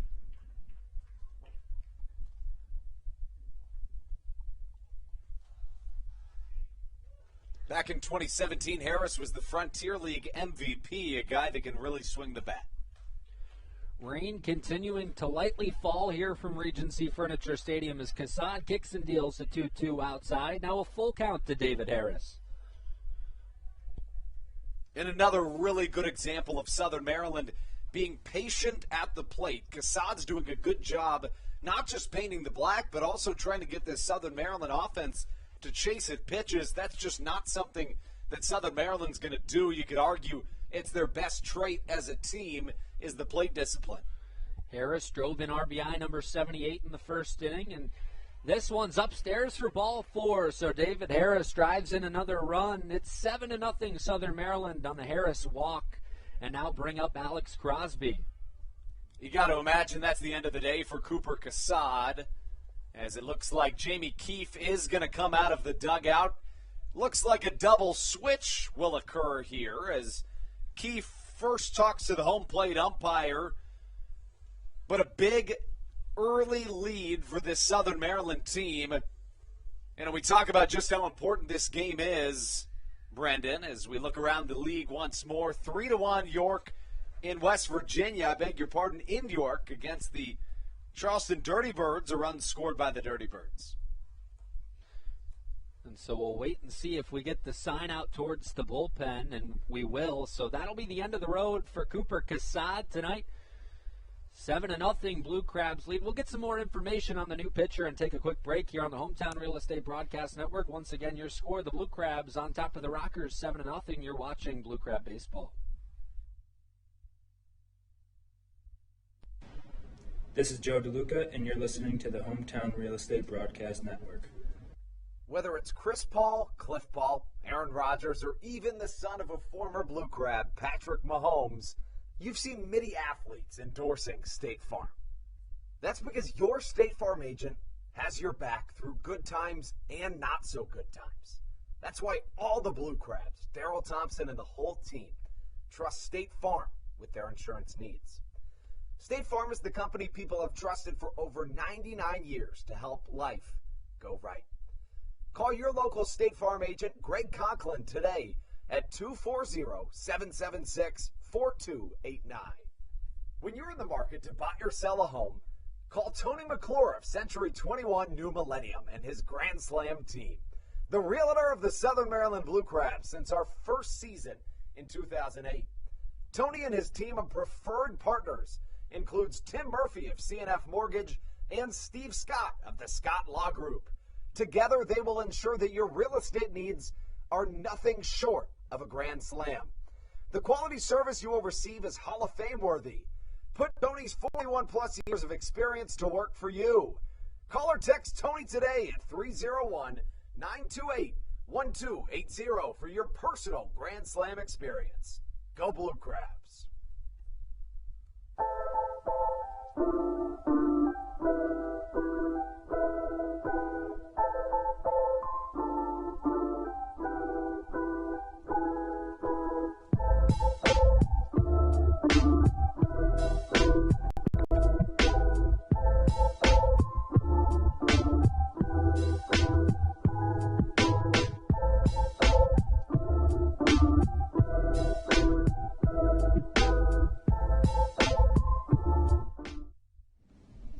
This is Patrick Baker, and you're listening to the Hometown Real Estate Broadcast Network. New pitcher in for the High Point Rockers as the Blue Crabs continue on here in the bottom of the fourth with the bases loaded and Alex Crosby up 7-0 Southern Maryland. New pitcher is Reese Corrales, and the first pitch from him is skied in on the infield. And the play will be made for the second out of the inning by Jerry Downs. So the information on Corrales, a right-handed pitcher, 6'3", 230 pounds, out of Seattle, Washington, his highest level of baseball played in the Double-A system for the Tampa Bay Rays. Pitched for Santa Clara University. He's 0-1 this season with a 4.15 ERA, a 2.08 WHIP, and he faces Joe Bonrosa with two down here with the bases loaded in the bottom of the fourth. And this one's also skied up in on the infield. If it stays in play, it'll be the third out of the inning. And making the play is Stuart Levy to end the inning. So a couple of pitches and some easy work for Reese Corrales in relief, and that's how the inning will end. So it's 7-0 Blue Crabs as they strike for one here in the bottom of the fourth inning. We move to the fifth from Regency Furniture Stadium on the Hometown Real Estate Broadcast Network. You're watching Blue Crab Baseball. This is Joe DeLuca, and you're listening to the Hometown Real Estate Broadcast Network. Dyson Building Center is one of the oldest family-owned and operated hardware, lumber, and building supply stores in Southern Maryland. They are located in St. Mary's County on Route 5 in Great Mills. Dyson's has an expansive and diverse inventory to help you with all of your home improvement and project needs. Whether you're new to the world of DIY, a tried and true DIY professional, or somewhere in between, the friendly and experienced staff at Dyson Building Center is ready and willing to help you today.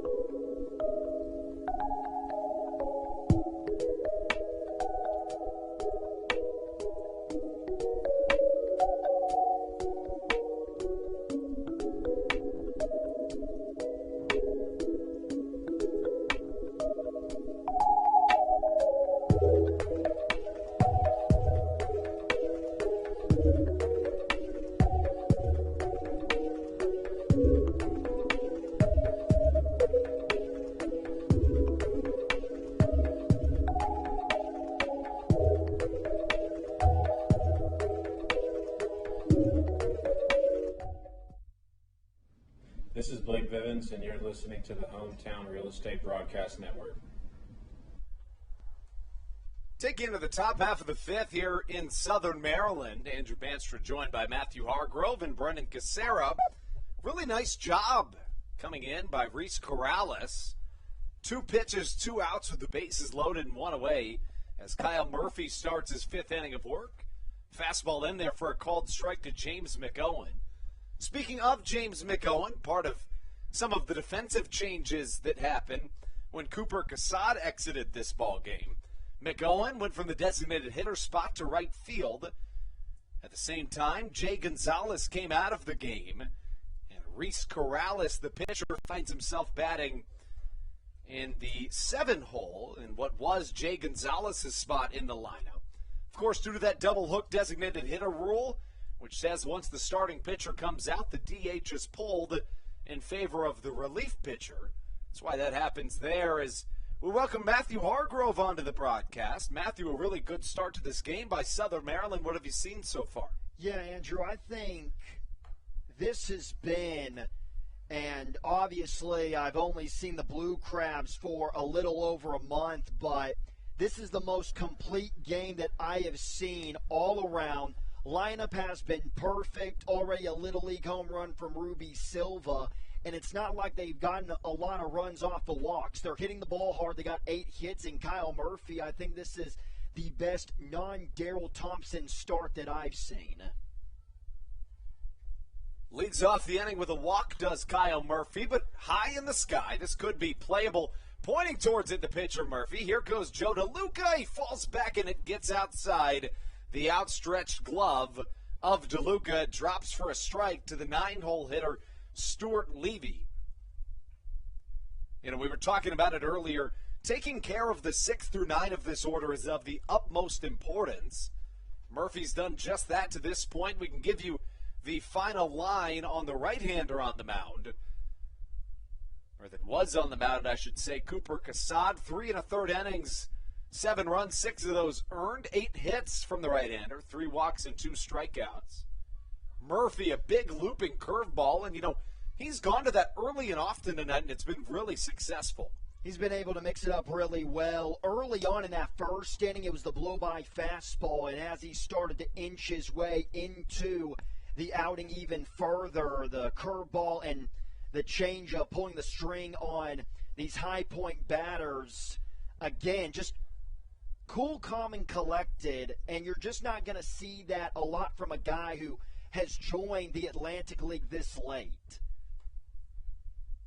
1-2 in there for a called strike as Murphy gets the first out of his 5th inning of work. It's his 3rd strikeout in this ball game. Struck out 9 his last time out. You know, I had mentioned it to Brendan, but his last time out in 6 innings, he allows 5 earned, but that doesn't really tell the whole story. That 1 inning, he allows the grand slam, and outside of that, he was really solid. Really a different guy than we saw in his very first Atlantic League start, where he allowed 9 earned in 3 innings. It reminds me of when Adrian Cook, a guy who's only had 3 appearances for the Blue Crabs out of the pen so far, newly acquired. It kind of reminds me of how Adrian Cook had his start. His first outing gave up 4 runs in that 1 inning, and then after that he's been pretty solid out of the pen for Stan Clyburn, and you can make the comparison for Murphy in this starter's role. And you could even throw Dylan Brammer into that conversation. Oh, my gosh. Andrew, do not get me started with Dylan Brammer. I've been asking for his jersey for a while now. Brammer allowed 2 runs his first time out, has allowed 1 hit and no runs in his last 5 appearances. Fastball outside, 1-2 the count to Johnny Field. But you know what, with Kyle Murphy, it's not like he's walking a ton of guys, and that's been a really big problem for the Blue Crab pitching staff. And we saw a lot of walks, especially in that Barnstormer series, the last home series here at the Reg. And it just shows you, if you're finding the strike zone consistently, look what it can do on the scoreboard for you. 1-2, a curveball bounced foul from Johnny Field. There's a lot of MLB veterans in the Atlantic League, but it's always going to stick out when there's somebody that's played in the MLB as recently as a guy like Johnny Field. played for 2 teams in the 2018 Major League season, 62 games with the Rays, and then 21 games with the Minnesota Twins. Field, 29 years old. Line drive left center. This could be extra bases and will. Zach Collier back to the track. It's going to bounce off the wall. Rounding third base, trying to come all the way around to score, is James McOwen, who does just that. It's an RBI double, just the second hit of the game for this High Point Rockers team, who brings across their first run of this contest. Throwing it back to Field's college days, won a national championship in 2012 with the Arizona Wildcats. Just a fastball, trying to get back into the count, and being up 7-0, you can get away with throwing a fastball right down the middle and see what happens. Just this time, leadoff man, a very impressive righty hitter, was all over it, finding a left center field gap. Murphy struggled a little bit in his first 2 innings of action. Stranded 2 on the base paths in each of his first 2 innings. Did a really good job working around things. But then in the third and the fourth, he set down 6 straight. Really good job by Murphy. Now really the first struggle of this game. And after those first and second innings where he walked and hit a couple batters, at a point that's going to come back to bite you. That's what happens here. But to your point, the important thing is just making sure that it stays at just this 1 run. Kyle Murphy, too, you don't see any difference on his release, whether it be that high-velocity four-seam fastball or the late-breaking slider.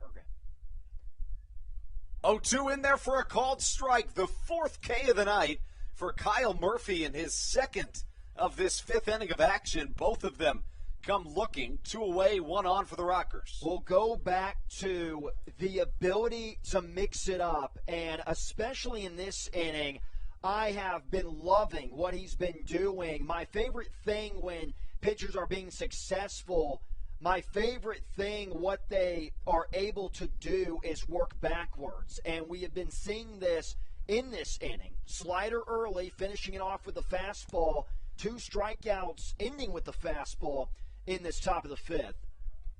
Michael Russell comes up to the plate.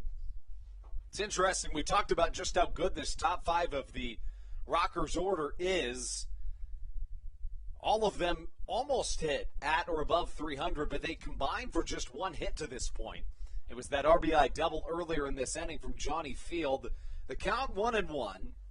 That's why it impresses me even more about Murphy is it's not like he's facing the Barnstormers. Barnstormers, they're out of the playoff picture.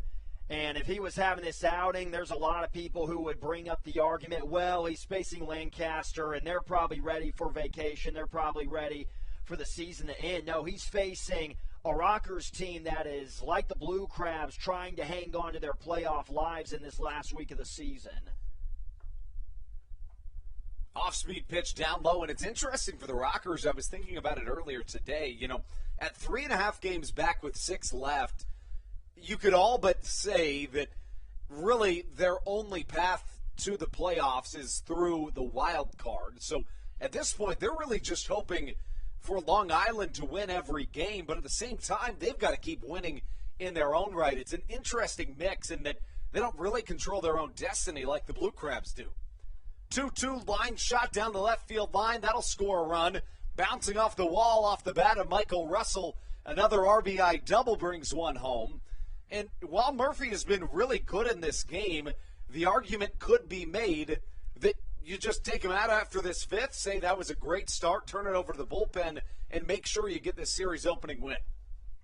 I actually think that Kyle Murphy is fine up to this point. Obviously, he's getting hit around, but if I were to tell you that Kyle Murphy, through 5 innings, was going to give up just 2 runs, I think we would be in agreement if we heard that news before the game that we would definitely let him go out there for the 6th. And with all these games being back-to-back, plus you have to remember the doubleheader on Saturday, you need opportunities to save your bullpen. So Stan Kleinberg can get 7, maybe 8 innings out of Murphy tonight. He definitely will try to stretch him into those later innings.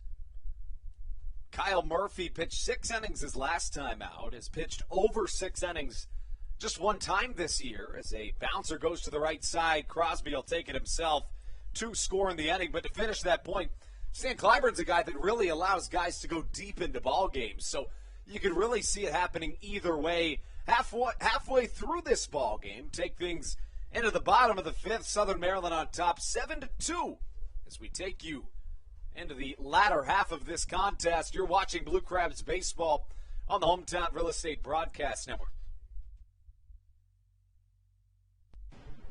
This is Joe DeLuca, and you're listening to the Hometown Real Estate Broadcast Network.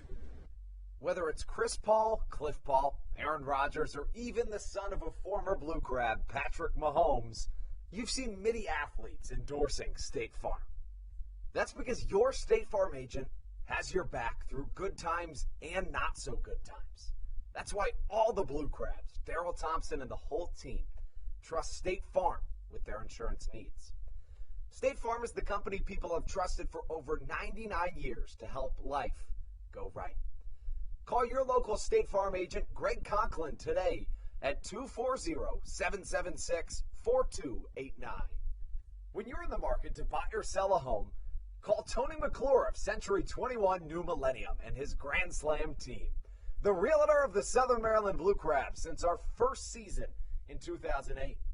Tony and his team of preferred partners includes Tim Murphy of CNF Mortgage and Steve Scott of the Scott Law Group. Together, they will ensure that your real estate needs are nothing short of a grand slam. The quality service you will receive is Hall of Fame worthy. Put Tony's 41-plus years of experience to work for you. Call or text Tony today at 301-928-1280 for your personal Grand Slam experience. Go Blue Crabs.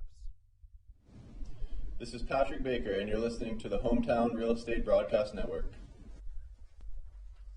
The High Point Rockers trying to chip their way back into this high deficit they face against the Southern Maryland Blue Crabs. We are already halfway through here at the Reg.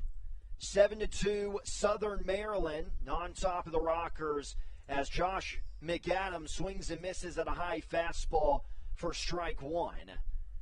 7, 8, and 9 due up for the Crabs here in the bottom half. Next pitch by Corrales. Misses low and in, 1-1. Took a little off the velocity. Matthew Hargrove here alongside Andrew Banstra. Just got done saying in the top half of the 5th inning that I thought this has been so far the most complete game that at least I have seen from Southern Maryland, even with Kyle Murphy giving up the 2 runs in the 5th. You just cannot expect a perfect outing, especially from a guy who has just joined the team and being so young here in the very impressive offensive Atlantic League. High pop-up into right field. Gonzalez moving to his left. He'll get under it. Battling a little bit of rain here in Waldorf. There's out number 1.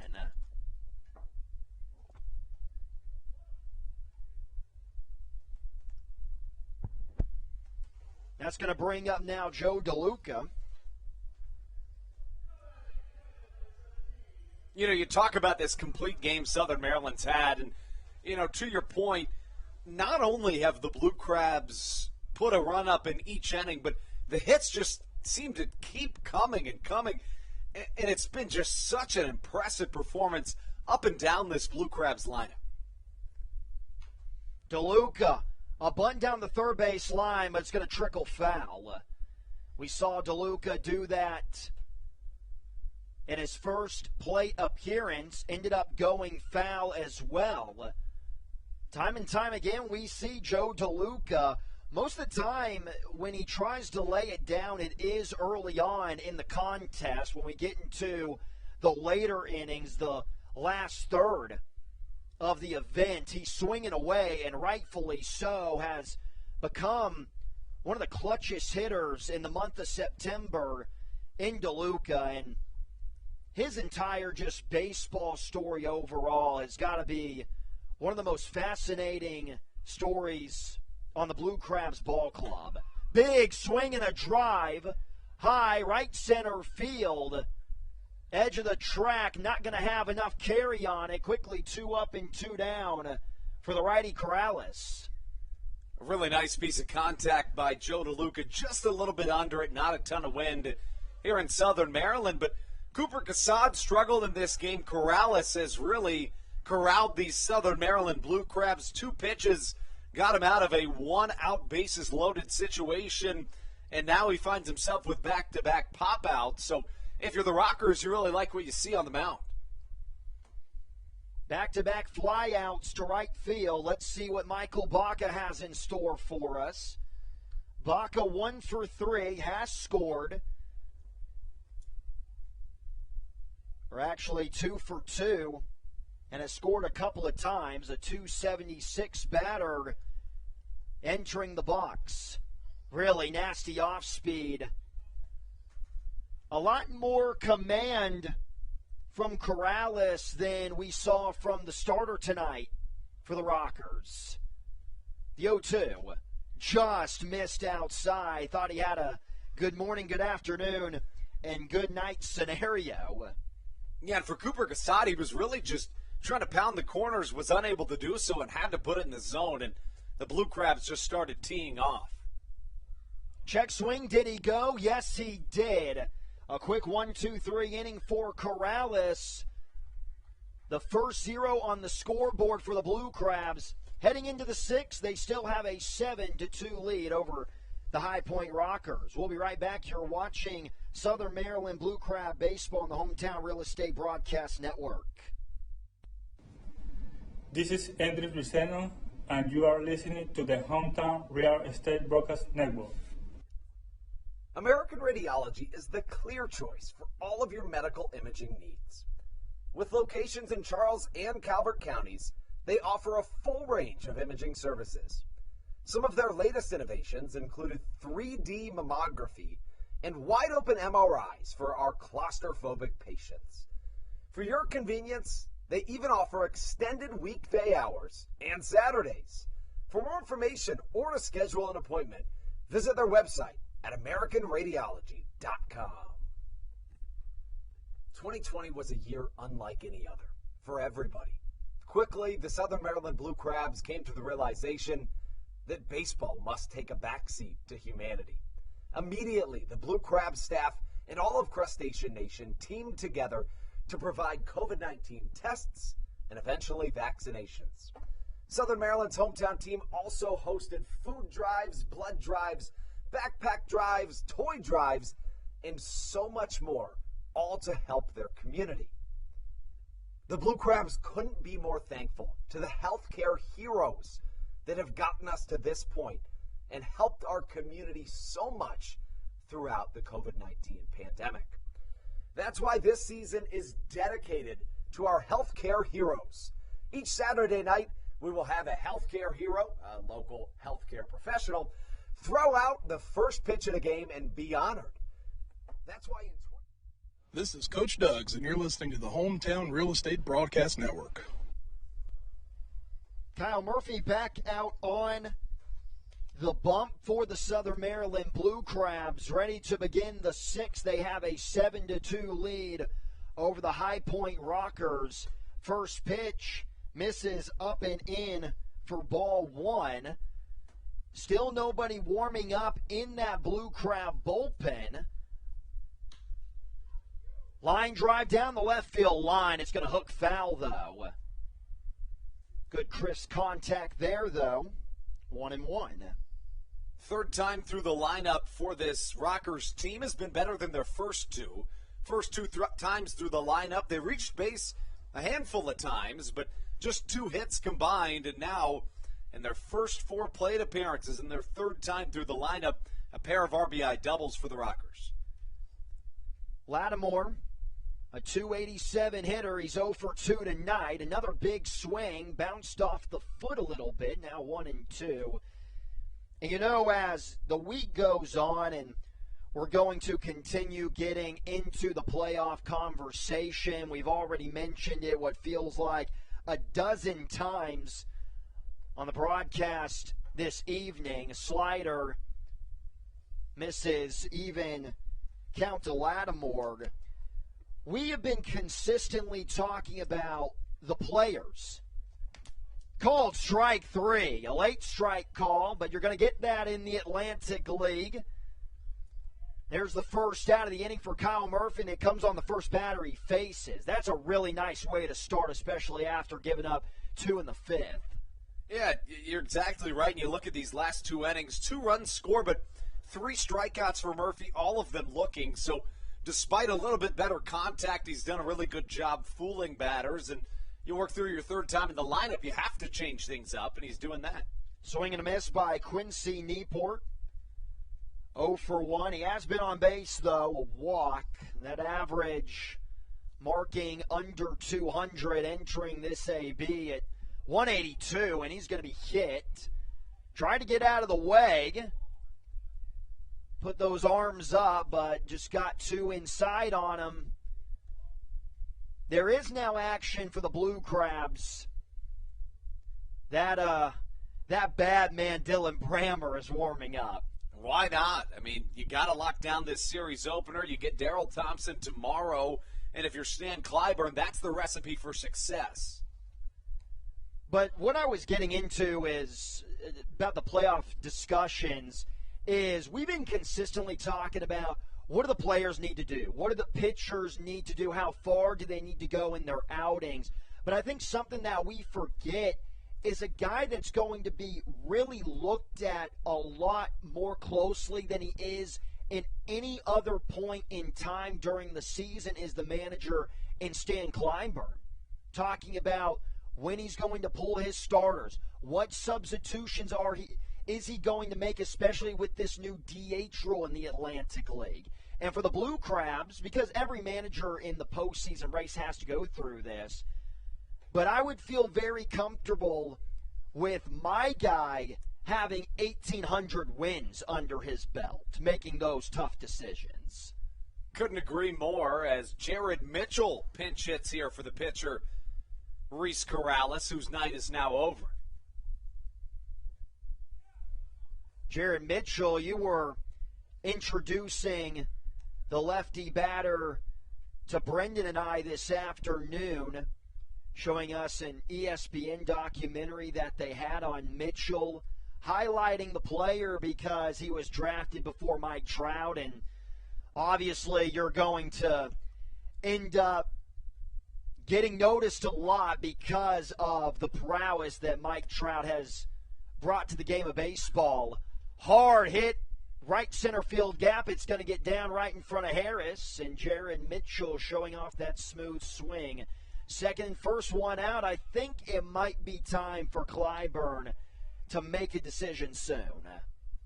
Yeah, or at the very least come out and talk to his man Kyle Murphy. Of course, Southern Maryland still comfortably leading 7-2, but no lead is that comfortable, especially in this Atlantic League. Mentioned it in the last inning, but it's important to touch on once more. In his first and second innings, Kyle Murphy worked around danger, tiptoed around it. The third and fourth innings were 1-2-3, but the free passes have come to bite him here in his last inning, and see if he can work around danger once more in what's probably his last inning of work. Yeah, the thing that's helping him stay in the game right now is that he is facing this bottom of the order. Now James McOwen, who's now in right field, started the game in that DH spot, takes an off-speed pitch low, and you can really tell that Kyle Murphy is very confident right now, toeing the slab.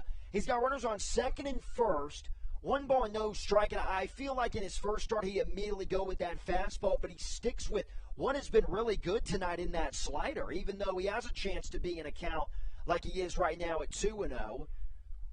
Now works at the 3-0.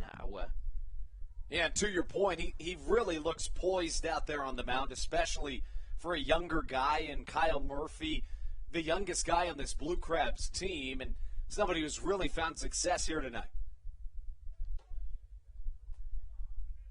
Right down the Nashville Broadway, 3-1. Stuart Levy, the catcher, the 9-hole hitter, waits in the on-deck circle. If you're going to have Levy up with the bases loaded, a double play would be huge.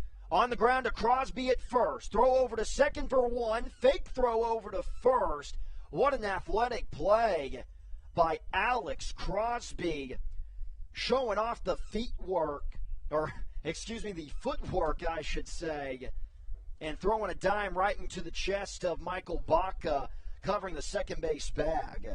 Yeah, to your point, I was thinking off the bat that if Crosby fielded that cleanly, he'd probably just go to first, but now just one in scoring position and two away.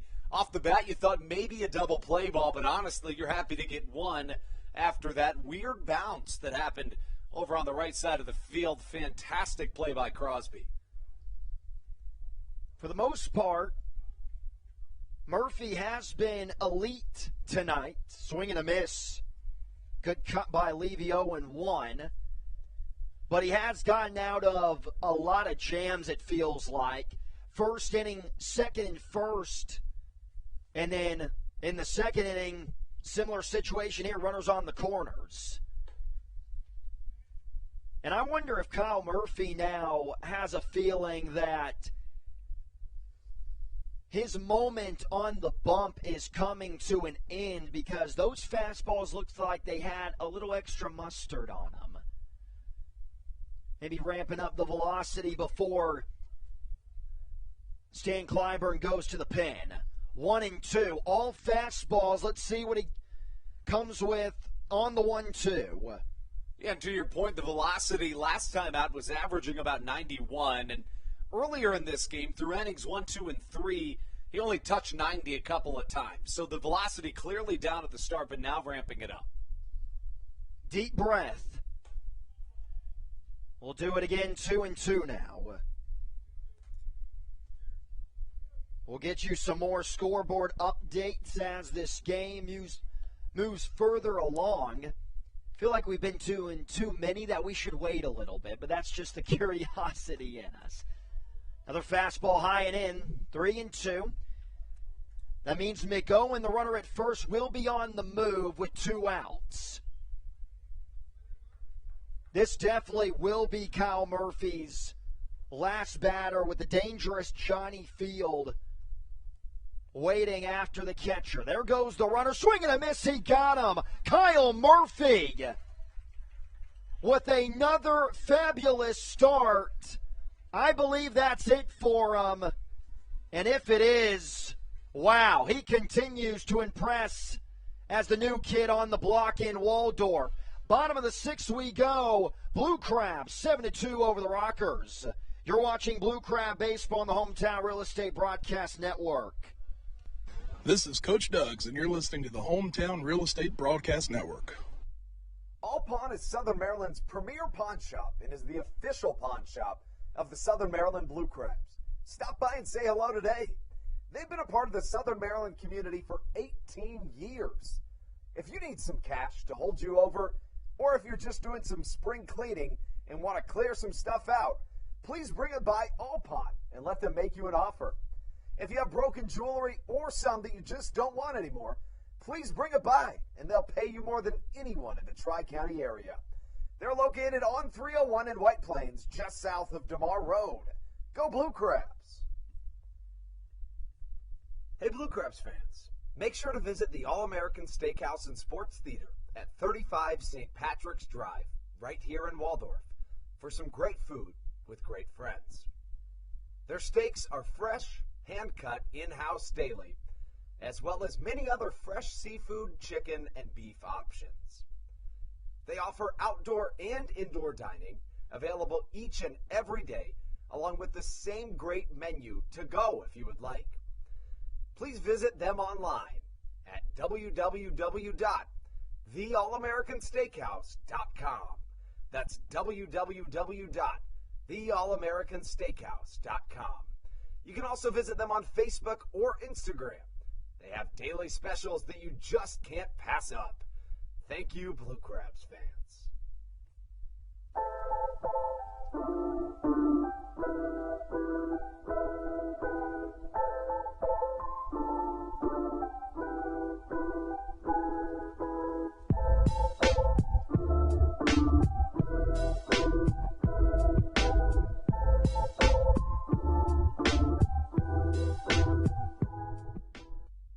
This is Matt Latos, and you're listening to the Hometown Real Estate Broadcast Network.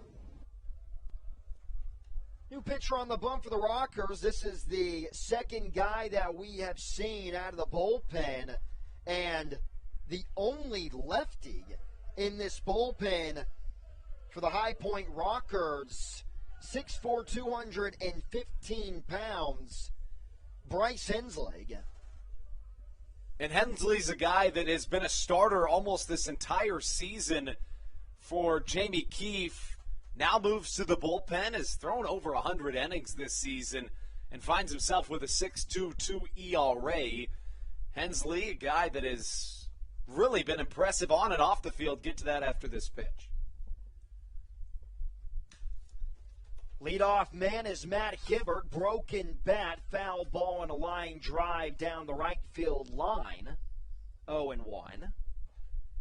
Not only is Hensley a professional baseball player, he's also a musician, and that started during COVID. What does he play? He's a country music artist, and he's a really kind of a popular one, actually. One of his songs, Growing Up in Me, actually really popped off. I don't really know much about country music, but I believe he opened for somebody named Luke Owen a couple weeks ago. Really? Now, I don't know if you're familiar with who that is. But I feel like I should, because country music is just naturally in my blood. So I don't know who that is. That's pretty bad on me, I feel like. Fastball misses high even now at once. Ruby Silva, you got the top of the lineup that Hensley is facing off to begin this bottom of the sixth.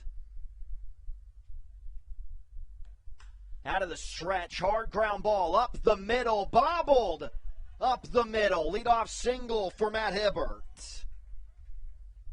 Almost a really nice play there by Michael Russell, though. Yeah, Hensley's song Growing Up in Me has 200,000 listens on Spotify.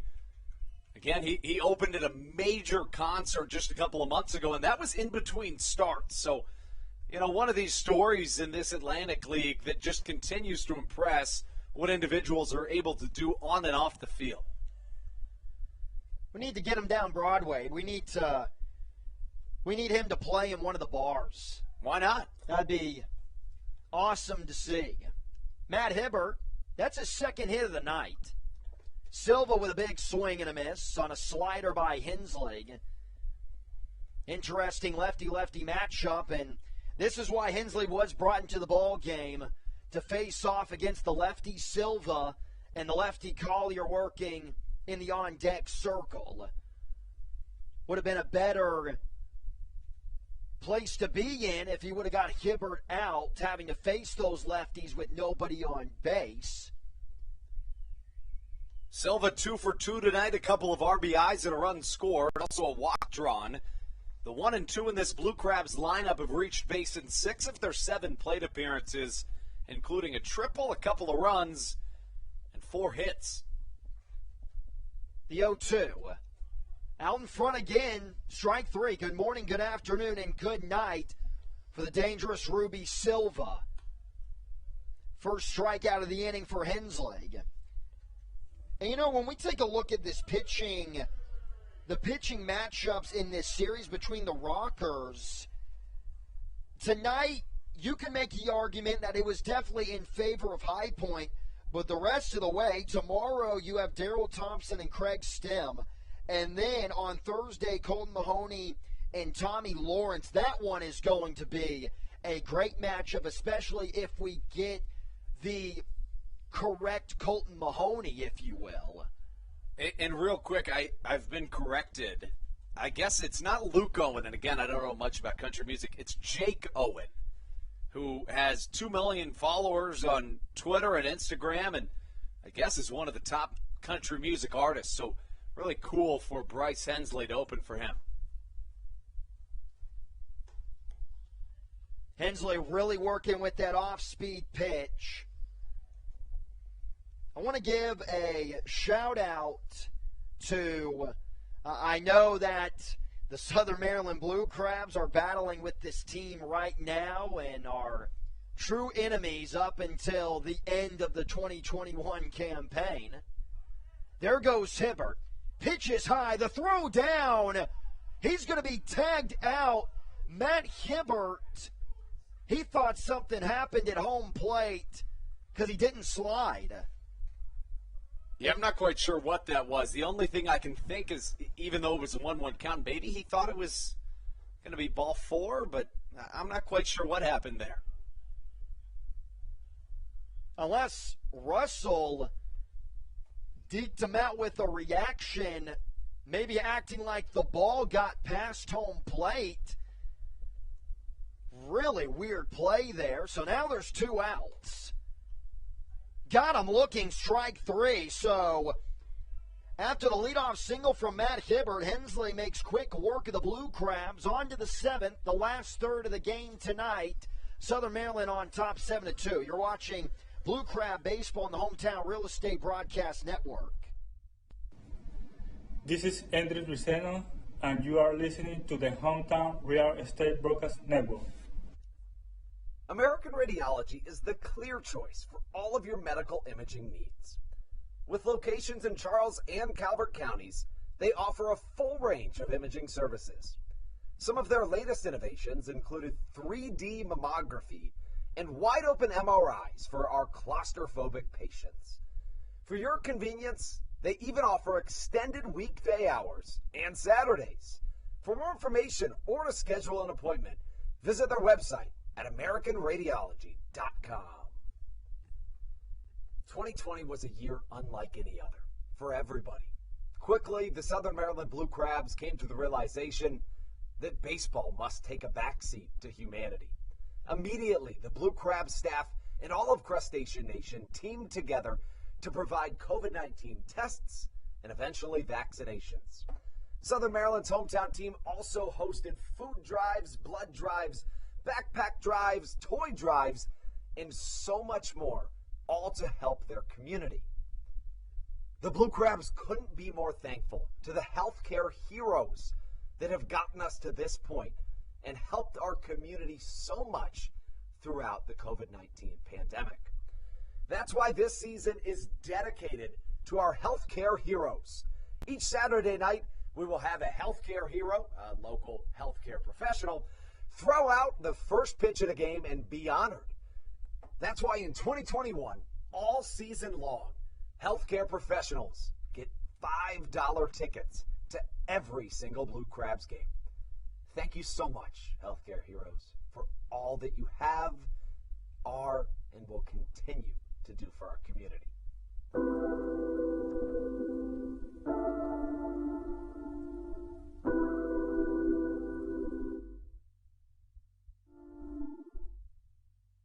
This is Coach Doug's, and you're listening to the Hometown Real Estate Broadcast Network. Take a look at some scores around the Atlantic League. The Long Island Ducks, bottom of the 6th inning, lead the Lancaster Barnstormers 3-2. Barnstormers got a runner on first with nobody out. Top of the 6th, the Dirty Birds are down 3-1 to the York Revolution. And then the last score, Lexington absolutely demolishing Gastonia in the top of the 5th, 9-1. Here in Waldorf, Maryland, it is 7-2 Blue Crabs on top of the High Point Rockers. Dalton Geeky is the new guy on the bump. That is it for Kyle Murphy. And what a start it was. Back-to-back really solid outings in the most crucial games, you could say. Yeah, really impressive stuff out of Kyle Murphy tonight. 6 innings, 4 hits, 6 strikeouts for the right-hander, just 2 runs allowed. Geeky having to face off against the top of this Rockers lineup. Johnny Field does have one of the 2 RBIs back in that top of the 5th inning. 1 for 2 on the night. Does have a walk, so he's been getting on base in pretty good form out of that righty box. Quickly down 0-2. Really good slider there from Geeky. So Clyburn not messing around.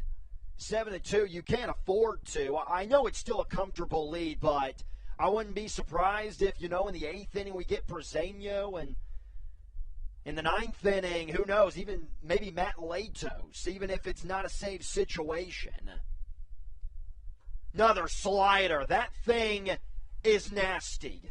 Good morning, good afternoon, and good night for the Rocker center fielder.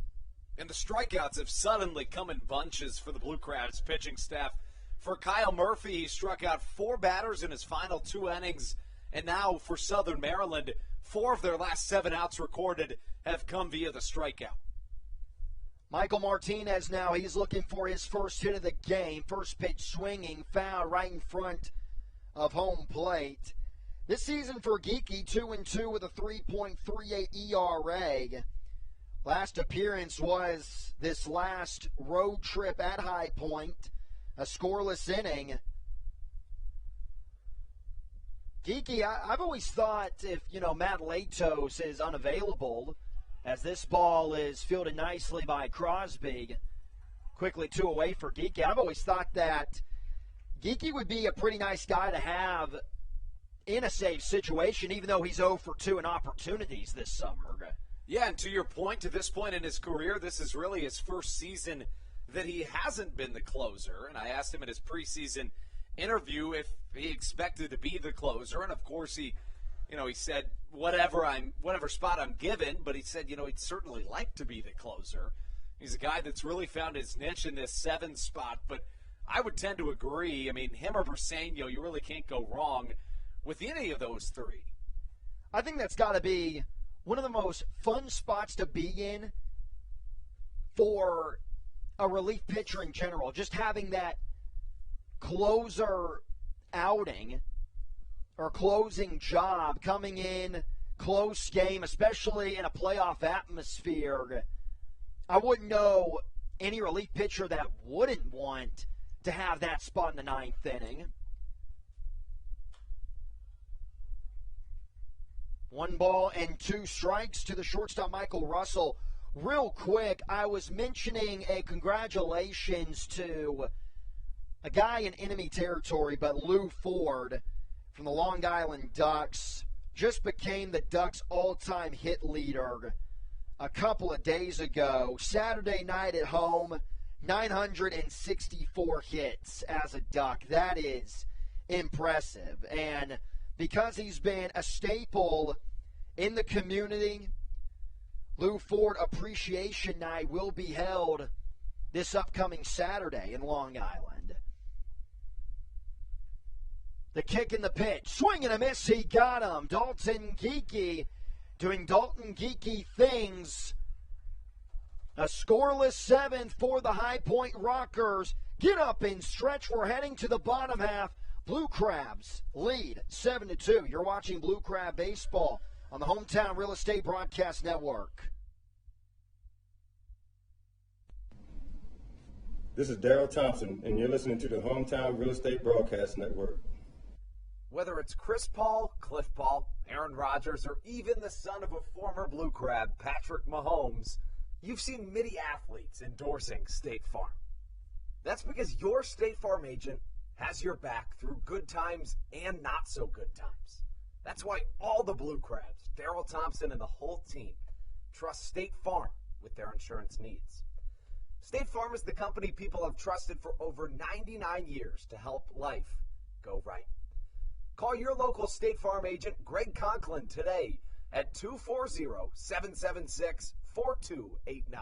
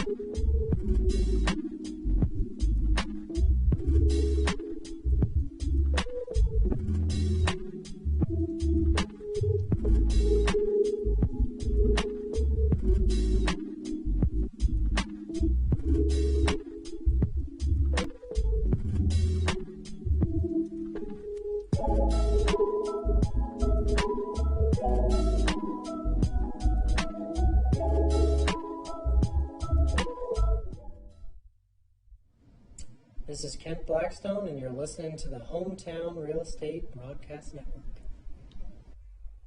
Seventh inning stretch has come and gone. Andrew Banstra alongside Matthew Hargrove and Brennan Casera as we take things into the bottom half of the seventh here from the Baynet Press Box at Regency Furniture Stadium. A newcomer onto the mound for the High Point Rockers. If his name sounds familiar, it should. The right-hander John Hayes takes the mound for the High Point Rockers, a 2019 Blue Crab. For Southern Maryland, started 10 games, appeared in 34 in 2019 with a 5 ERA. This season for the Rockers, 29 appearances, only one start. John Hayes, 2-3 with a 5.28 ERA. The former Blue Crab faces off against David Harris to start things off here in the bottom half of the seventh. First pitch from Hayes, swung on and missed in the count 0-1. Interestingly, Matthew, John Hayes, one of 3 pitchers on this High Point Rockers staff that were Blue Crabs in 2019 in Craig Stem, John Hayes, and Ryan Chafee. Blue Crabs, real quick, probably really happy to see Bryce Hensley off the bump. He was really solid in the 6th inning for High Point. Same could be said for the man that preceded him and Reese Corrales. Those two combined for 2 2/3 innings. 1 hit, no walks, 3 strikeouts. All they've had right now is that bad start. Chopper to the left side, shouldn't be a problem at third. High throw. Jogging down to first was David Harris, and it goes down as out number 1. Maybe a little lackadaisical on the throw, but again, the only difference has been the outing by Cassad, and when we were going over the pitching matchups for this series, the only one that I would say definitely favored the Rockers was tonight with Cassad and Murphy, because even though Murphy had the 9 strikeouts, the 5 innings, his last go-around, there was still some question marks up in the air. Alex Crosby now comes to the plate. First pitch misses outside. Another thing the Southern Maryland fans will like to hear is that the Barnstormers have pulled ahead 4-3. And the Dirty Birds find themselves in business as well. Runners at second and third. Was 1 out, but Brandon Fry came in and picked up a quick out. That is groundbreaking news, my guy Andrew Banstra, with the Barnstormers taking the lead over the Ducks. And just with that being said, the Dirty Birds have tied things up at 3-3. 2-out double brought in a couple as Crosby's at bat continues. The ball in 2 strikes the count. It would be pretty nice if the news just kept getting better and better and Crosby found a way to hit one over the wall right now. Why not? Hayes' pitch misses down low, 2-2 the count. Some more news that I know you'll like to hear, Matthew, that I'm sure you already know, is that your Red Sox are up 2-0 in tonight's wild card game. I mean, you couldn't ask for much more than a Yankees-Red Sox one-game wild card matchup. No, you couldn't. Following it a little bit. 2-2 chopper to the left side. Nice play by Michael Russell. The scoop can't be made by Jerry Downs as Alex Crosby advances to second. Now to third. Nobody was there as Crosby now looking for home. He's running. The Blue Crabs dugout goes crazy all the way around to score. Look at Southern Maryland's dugout just going nuts as Crosby turns an error into an inside the park Little League home run. What an absolutely incredibly bizarre play for your Blue Crabs, who come up big, scoring another run. Wow, you don't see that one every day. I cannot believe that just happened. And that was a great base running job by Alex Crosby to see that there was nobody at third base. And Michael Russell, the shortstop, was just so frustrated with himself after the throw that Everybody was looking at the ball go behind Downs, the first baseman. That is one of the sloppiest plays that you will see. Yeah, it's the second time this evening that the Rockers have made a play of that nature as Cesar Trejo comes to the plate, making a pinch hit appearance in Dalton Geeke's spot. Of course, it began as the designated hitter spot due to our double hook designated hitter rule. Trejo comes to the plate, a .279 hitter on the season. Interestingly, Trejo, a former Rocker, and he's facing a former Blue Crab in John Hayes. And going back to that play, Russell didn't even need the off-balance throw. Alex Crosby, getting down the first base line, basically gave himself up. He could have done a couple of shuffles and then a strong throw over to first. I still cannot believe that happened. Wow. That was bizarre. It's not something you're going to see every day. No. 0-2. Trejo bounces one to the left side, getting it at third, and Trejo beats this one out. Some of the best speed on this Southern Maryland team, and Cesar Trejo beats out an infield single, and it's just one of those nights where the chips keep falling into place for the Blue Crabs, who lead 8-2 here in this bottom of the seventh. The speed helped, but this is not going to go down as an infield single because Quincy Nieport, the third baseman, had a little bit of a bobble, and you just wonder if maybe he was overthinking that ground ball just a little bit more than often because of what we just saw take place on the infield. Things unraveling now for the Rockers in the worst time. Being a 7-5 game with this kind of offense, you're just not out of the game. That brings up Josh McAdams, 1 for 3 this evening, also drove in a run. McAdams accounts for just one of Southern Maryland's 9 hits. It's been a widespread offensive attack here this evening for the Blue Crabs, who have really displayed a complete game of offense. And the base running, the plate discipline, and the timely hitting has led to this 8-2 lead. And what do you know? 8-2. Blue Crabs still with a pretty comfortable lead. And who do we see out warming up down the left field line? It's Briseño, who is, you can make the case, the MVP of the bullpen this year. McAdams swings and misses. Honestly, I'm of the opinion the case could be made that he has been the best reliever in the Atlantic League this season. Scott Schumann in that conversation as well, but, Briseño is about as sure of a bet as you'll find. Briseño's just not going to get a lot of love. The 1-2 inside, and it's a called strike 3, 2 away. And McAdams there real quick before we get back on Briseño.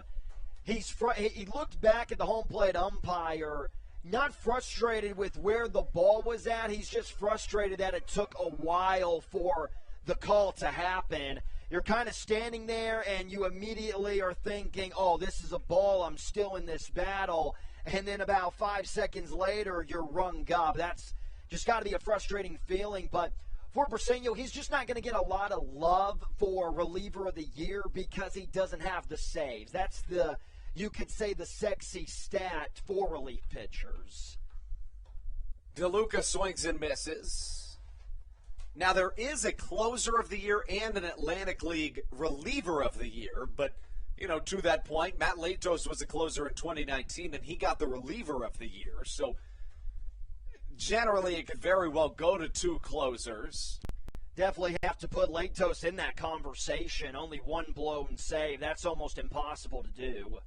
Yeah, it really is. I mean, you talk about a guy in Latos that was successful in his first 22 attempts this season. Should say 21. He's 22 for 23 on the season in save opportunities as the count goes to 0-2 to Joe DeLuca. DeLuca 1 for 3 with a run scored tonight, grounded into a double play in the third. The 0-2 chases a fastball outside, and Southern Maryland goes down in this bottom half of the 7th inning, but the Blue Crabs play yet another run on some savvy base running. Alex Crosby turns what should have been a 6-3 putout into a true Little League home run. Southern Maryland leading 8-2 as we take things in to the bottom. Make that the top half of the eighth. Right here on your home for Blue Crabs Baseball, the Hometown Real Estate Broadcast Network. This is Joe DeLuca, and you're listening to the Hometown Real Estate Broadcast Network. Whether it's Chris Paul, Cliff Paul, Aaron Rodgers, or even the son of a former Blue Crab, Patrick Mahomes, you've seen many athletes endorsing State Farm. That's because your State Farm agent has your back through good times and not so good times. That's why all the Blue Crabs, Daryl Thompson and the whole team, trust State Farm with their insurance needs. State Farm is the company people have trusted for over 99 years to help life go right. Call your local State Farm agent, Greg Conklin, today at 240-776-4289. When you're in the market to buy or sell a home, call Tony McClure of Century 21 New Millennium and his Grand Slam team, the realtor of the Southern Maryland Blue Crabs since our first season in 2008. Tony and his team of preferred partners includes Tim Murphy of CNF Mortgage and Steve Scott of the Scott Law Group. Together, they will ensure that your real estate needs are nothing short of a grand slam. The quality service you will receive is Hall of Fame worthy. Put Tony's 41-plus years of experience to work for you. Call or text Tony today at 301-928-1280 for your personal Grand Slam experience. Go Blue Crabs.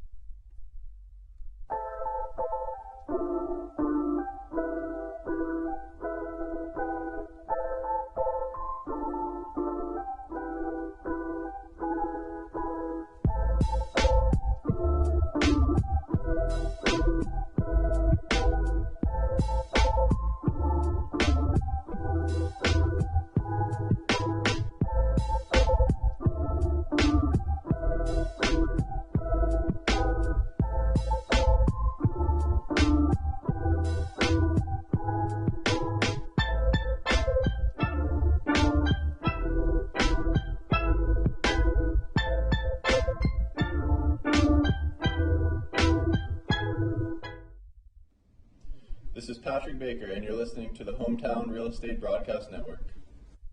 Andres Briseño takes the mound for this Blue Crab squad.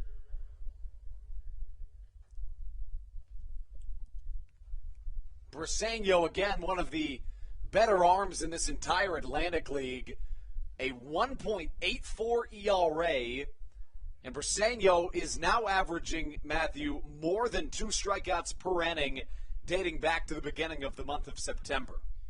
He's been solid. His last outing, October 3rd, so a couple of days ago, similar to Geeky at High Point. Pitched an inning, gave up a run, so a little bit of a mini revenge tour for Briseño.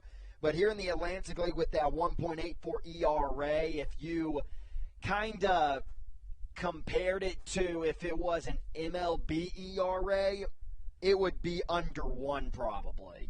Oh, I would completely agree. Plus, that run the other day did come unearned. That was in a game in that series finale in which Southern Maryland allowed 4 unearned runs and out-hit the High Point Rockers 14-10, despite losing 9-7 in that contest.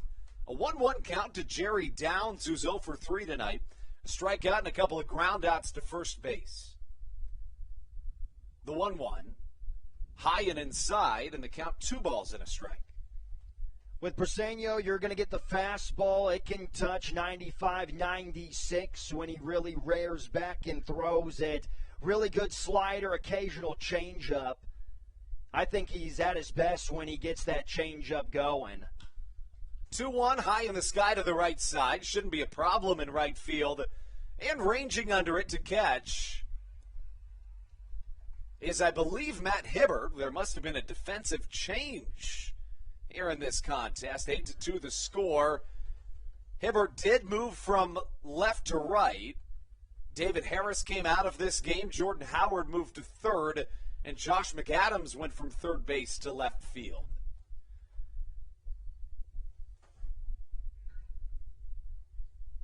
That brings up Quincy Lattimore. Lattimore 0 for 3 this evening. A backwards K his last time up. First pitch swinging, fouling it over our heads here in the Baynet press box. Kyle Murphy got the start this evening. He's in line for the win. 6 innings pitched, 2 runs on 4 hits, and half dozen strikeouts for the right-hander. Matt Latos is up and warming in the Blue Crabs bullpen. Dalton Geekie then issued an inning of 2 strikeout, hitless, runless baseball. And then Andres Briseño takes the mound, the 0-1 count.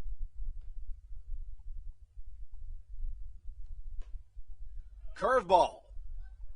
A called strike in the count, 0-2. Just have to love the approach by Stan Clyburn in the way that he has used his bullpen up to this point with his big horses. Swing and a miss. Yet another big-time strikeout for this Southern Maryland defense, who has struck out an incredible amount of batters in these last 4 innings. How about 7 batters struck out in the last 3 2/3, I should say. This is the ideal back into the bullpen that you want. If you had a Game 7 scenario, you would like to think, if Daryl Thompson is pitching and he goes 6, 7, 8, 9 would be in this order: Geekie, Briseño, and then Latos for the save. We still talk about it to this day, but a couple of weeks ago when Clyburn went Baker, Geekie, Briseño, and then Latos out of the pen, just almost impossible to hit when all those guys are on. 1-1 goes the count. Quincy Neaporte at the plate. He's reached base twice this evening, also flew out to right field. A walk and a hit by pitch. The 1-1 from Briseño incoming. High fastball challenging, but fouled back into the protective netting right above that Roy Rogers backstop padding. Head over to Roy's today and get one of the best burgers in all of Southern Maryland.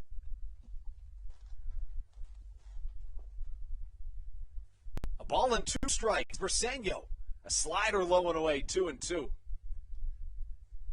And I think with Briseño, that fastball has been looking really good out of the hand.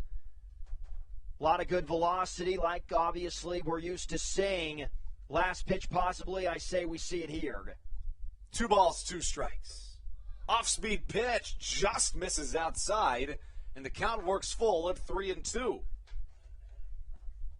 Really well-placed off-speed pitch there by Andres Briseño, but doesn't get the call from the robo-ump.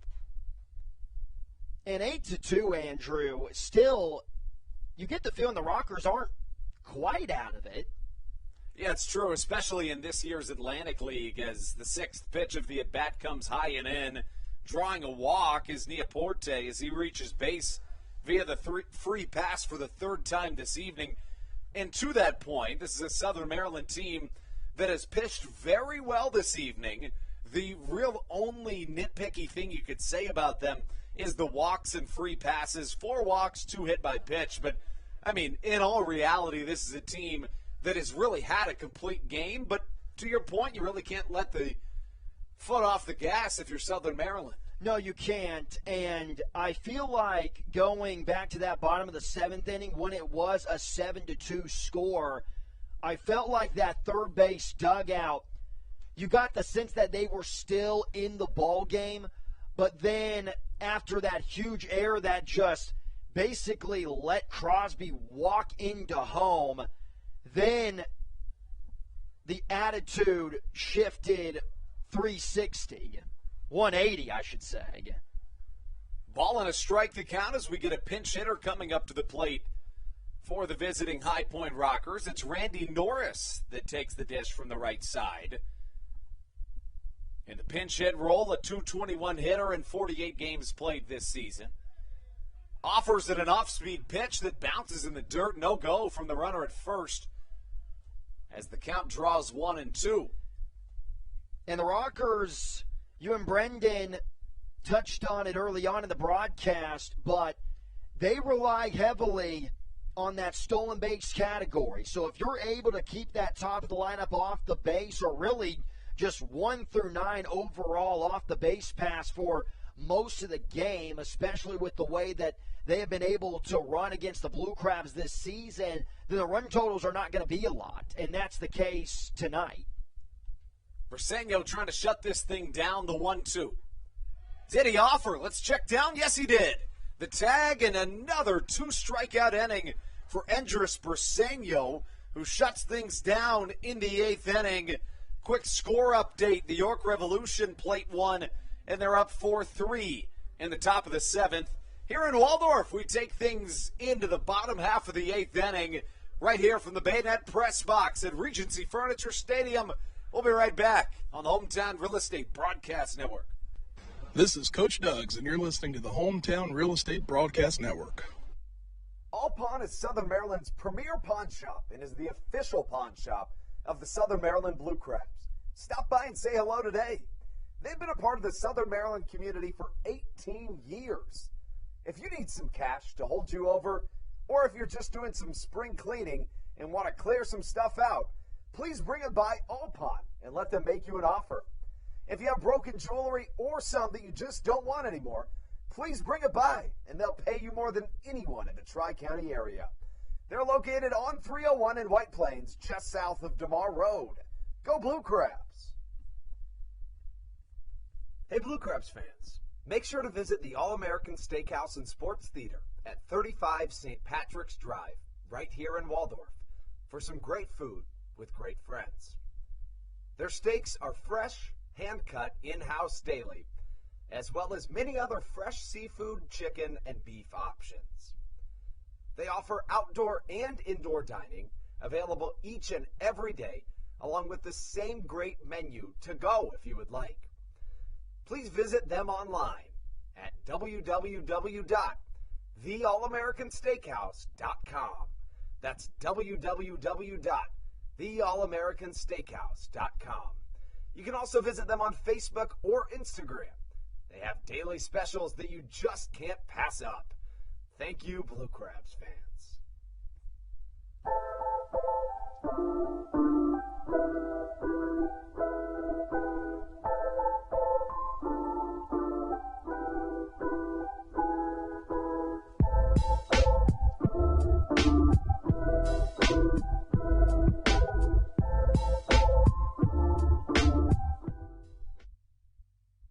This is Matt Latos, and you're listening to the Hometown Real Estate Broadcast Network. Jamison McGrain takes the mound for the High Point Rockers. Truly one of the better arms in the Atlantic League over the last couple of years. A guy that started his professional career in the Miami Marlins organization, pitched well with them, a 2.3 ERA, 4-0 in 17 appearances, but got released, joined the York Revolution in 2019. It went 4-2 with a 1.33 ERA in 59 appearances. Started the 2021 season with the Kansas City Monarchs. Got himself a ring in the American Association. Now joins the High Point Rockers. Has appeared in 5 games, allowing 2 earned runs in 5 innings pitched. And he'll start things off against Michael Baca as we take things into the bottom half of the 9th inning here in Southern Maryland. If he wants the Rockers, his own ball club, to pull off a miracle comeback in the 9th inning, has to sit down the Blue Crabs 1-2-3 here in the 8th. I know that's there's a lot of hope for Rocker fans in that statement, but it's the truth. The count draws even at a ball and a strike. Jamison McGrain and Kent Blackstone trained together in the offseason. Both live in that Northern Virginia area. As McGrain, who was just phenomenal for the Revolution in 2019, issues his 1-1 pitch, a changeup upstairs, but it draws the strike zone, and the count 1-2. A lot of big guys in this High Point pitching staff. You take a look at the heights and weights, kind of built like a football team. Yeah, they really are. I mean, it's a squad that has a lot of size, and the same could be said about Southern Maryland in 2019. Of course, the setup man was Adam Choplik, a 6'9" left-hander, who now pitches at the AAA level for the Chicago Cubs. And then, of Of course, Matt Latos closing things out at 6-6, 1-2. McGrain out of the windup. Lofted to the right side over our heads in the Bayonet press box, and the count remains 1-2. That's something that definitely stands out the higher levels you go with. Really, any sport is just the size of the athletes. Something that I really noticed over the summer with college athletes when you compared, D1 guys to maybe NAIA, for the most part at least. And that's why guys like Tim Lincecum and Jose Altuve just stand out awesome. so much. Yeah. It's incredible. You talk about this Atlantic League. I mean, things have been so tight over the last 20 games. The best record in the last 20 games for any team in the Atlantic League, 12-8. The worst record for any team, 8-12. So everybody hovering right around that 500 mark, a really thrilling sprint to the finish line here in the Atlantic League 2021 season. Continues the battle. Baca lofts one to the right side, but James McOwen had it played well. Catches in the air for out number one. And I know that has to be frustrating for all the teams in the North Division that are in the playoff race, everyone except for the Barnstormers, that they're just saying to themselves, man, if we were just even 5 games over 500, and you think to yourself, if you were to set that goal before the second half, I bet every single one of those teams would have told themselves, yeah, we can easily finish 5 games over 500. And just to look back at the standings right now, that's just got to itch at a lot of these teams. Matt Hibbert swings and chops one to the right side, out number 2. But yet, and even to further that point, if you're the High Point Rockers, it has to be a little bit frustrating when you look at the standings and you see yourself at a 31-22 record. You'd be like 6.5 games way by yourself in the North Division, but they find themselves 3.5 back, and sometimes that's just the nature of the beast here in this Atlantic League. Plays to Southern Maryland's hands, who continue to hover around 500, 26-27 in the second half, 57-56 overall. Ruby Silva comes up to the plate, big swing, misses on the first pitch. 5 games over 500, too, is, when you really think about it, is really, considering the game of baseball, not that great of a record. Yeah, I mean, look at the MLB this season. If you have a team in a 162-game season, so a 500 record is 81-81. So, you get a team that's 86. Don't judge me on the math. I'm probably wrong, but you get a team that's, 86 and 76 or 77, somewhere around those lines, then that's considered, just an okay team.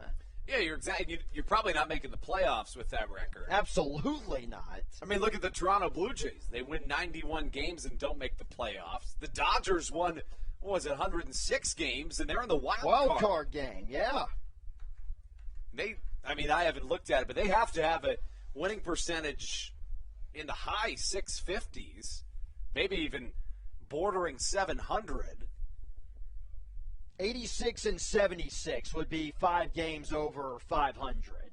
Especially this year, you're not making the playoffs in the MLB with that record. No, but I wanted to throw that out there. No, but you're right. It's a really interesting point, and it just goes to show not only how fun this final stretch in the Atlantic League has been, but just how consistent the play has been all year across the board, and that's what you want to see. No balls, 2 strikes. Silva continues the battle. Slow chopper to the right side. Michael Martinez on a bounce as Silva just is unable to beat the foot race out. We're through 8 here in Southern Maryland. The Blue Crabs up 8-2 as we take things into the top half of the 9th here at the Reg in Waldorf. Live from the Bayonet Press Box on the Hometown Real Estate Broadcast Network. You're watching Blue Crabs baseball.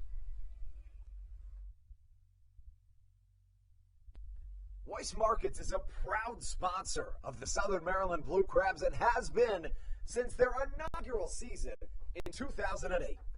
Weiss Markets also presents one of the Blue Crabs' best and most famous promotions every single year. Kids can get in free to every single Blue Crabs game of every single year simply by wearing a jersey thanks to Weiss Markets. Weiss Markets can help you with all of your game day needs for a great price. Stop in at your local Weiss today. Eat better, spend less. That's wise. Weiss Markets is a proud sponsor of the Southern Maryland Blue Crabs. When you need a win on the road, don't get left stranded.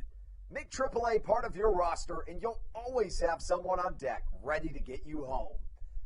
AAA also offers car care, insurance, and travel services and has stores conveniently located for Blue Crabs fans in Brandywine, Crofton, and Alexandria.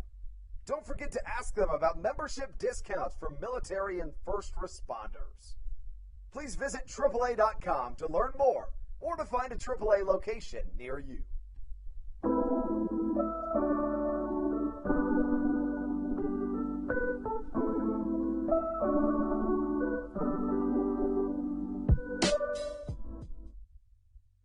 This is Matt Latos, and you're listening to the Hometown Real Estate Broadcast Network.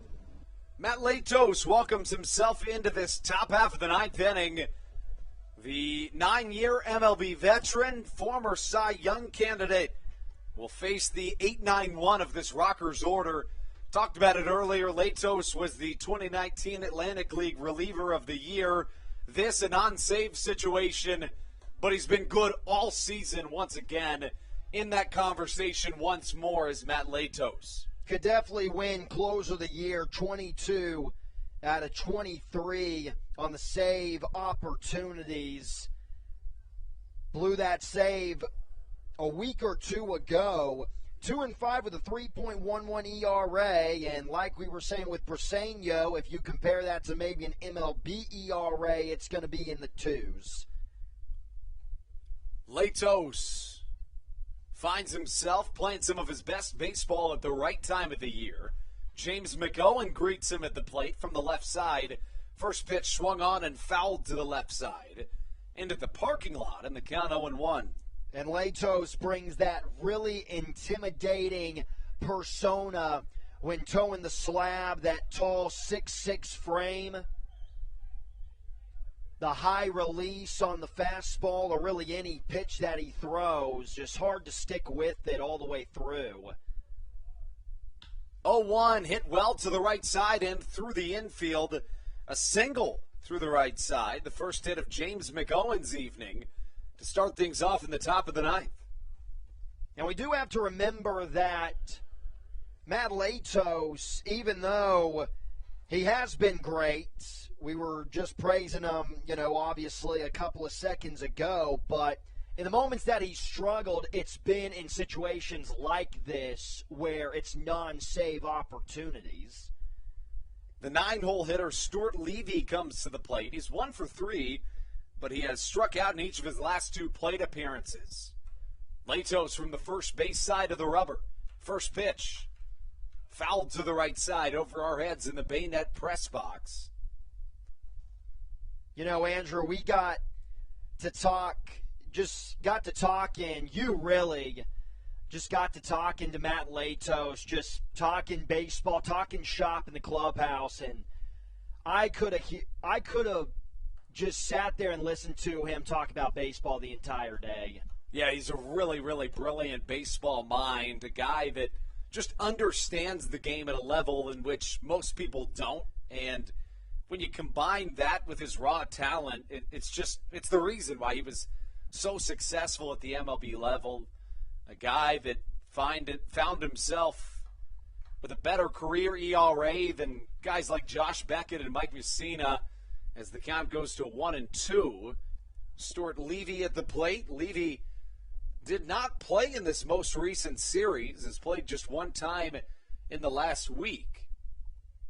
What a era that was with Josh Beckett and Mussina. Some really good pitchers. Oh, yeah.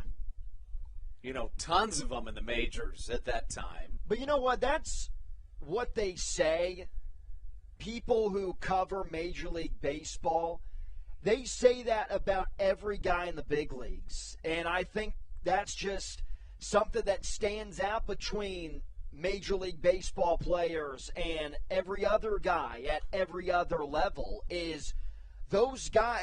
There is a reason why those guys are at the highest level, playing at the highest level of baseball, because, like you said, they just see the game differently than all of us who are just watching it, whether it be here in the press box or down in the stands. Yeah, you're exactly right. And, you know, when you combine that with the talent that Latos has, that's when you get into that upper echelon.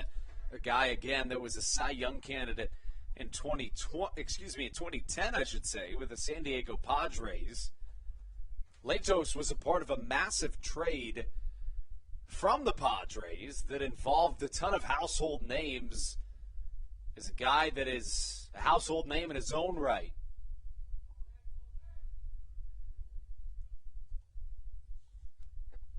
Three balls, 2 strikes the count. Well struck to the right side, should be playable in right field for Matt Hibbert, who ranges back to catch out number 1. I want to read that trade and some of the players in it because, I mean, when you look at it, these people are still well known to this day. So basically, what were the teams involved, first of all? So it was between the Padres and the Reds, and Latos, when he went to the Reds, had the pedigree of being a multi-year top 100 prospect, and with an 8.2 F-WAR, was one of the one of the top 20 most valuable pitchers in 2010 and 2011. It was Latos in return for Yonder Alonso, Yasmani Grandal, Edison Volquez, and Brad Boxberger. 4 really solid careers. Oh, yeah, San Diego got a lot in that trade. Yasmani Grandal, one of the best catchers in Major League Baseball, and then Brad Boxberger, a solid relief pitcher. But that just goes to show just how good Latos is and was. I mean, again, was ranked as one of the best 20 pitchers in baseball by just pure statistics when you look at the F-WAR, and a guy that finds tremendous success at every level that he's played in. They count no balls and 2 strikes. I definitely remember watching a lot of Matt Latos growing up as a kid. I wonder if that's got to make him feel old that now I'm broadcasting one of his games. 0-2. Curveball, line drive to the right side. Here comes Zach Collier on the run, making a fantastic catch, and we know what Collier can do with the glove. Of course, just a couple of weeks ago, he landed on ESPN SportsCenter Top 10 for one of the best plays I've ever seen in person. It was a phenomenal play, just something that you're not going to see all that often during the course of a season. I thought for a second that Collier was going to have, he actually did have an opportunity to double off the runner at first base. Maybe just playing it safe, 6-run ball game, you only need 1 out. No need to really force anything. That brings up Michael Martinez, the MLB veteran in his own right, 0 for 4 this evening. Ball squeaks under the legs of Joe DeLuca. Nobody covering at second, as advancing into scoring position are the Rockers. Not trying to jinx anything, but I definitely I feel comfortable saying that this should be a Blue Crabs win, and if so, you talk about a monstrous victory with Daryl Thompson taking the ball tomorrow. The way Daryl Thompson has been pitching really his entire career in the Atlantic League, you can almost toss it up already as a W for the Southern Maryland Blue Crabs. Almost can already put them at 2-0. A tremendously important victory, or at least the potential of it here this evening, as Latos finds himself in a 2-0 hole facing Michael Martinez, the second baseman for this Rockers team here today.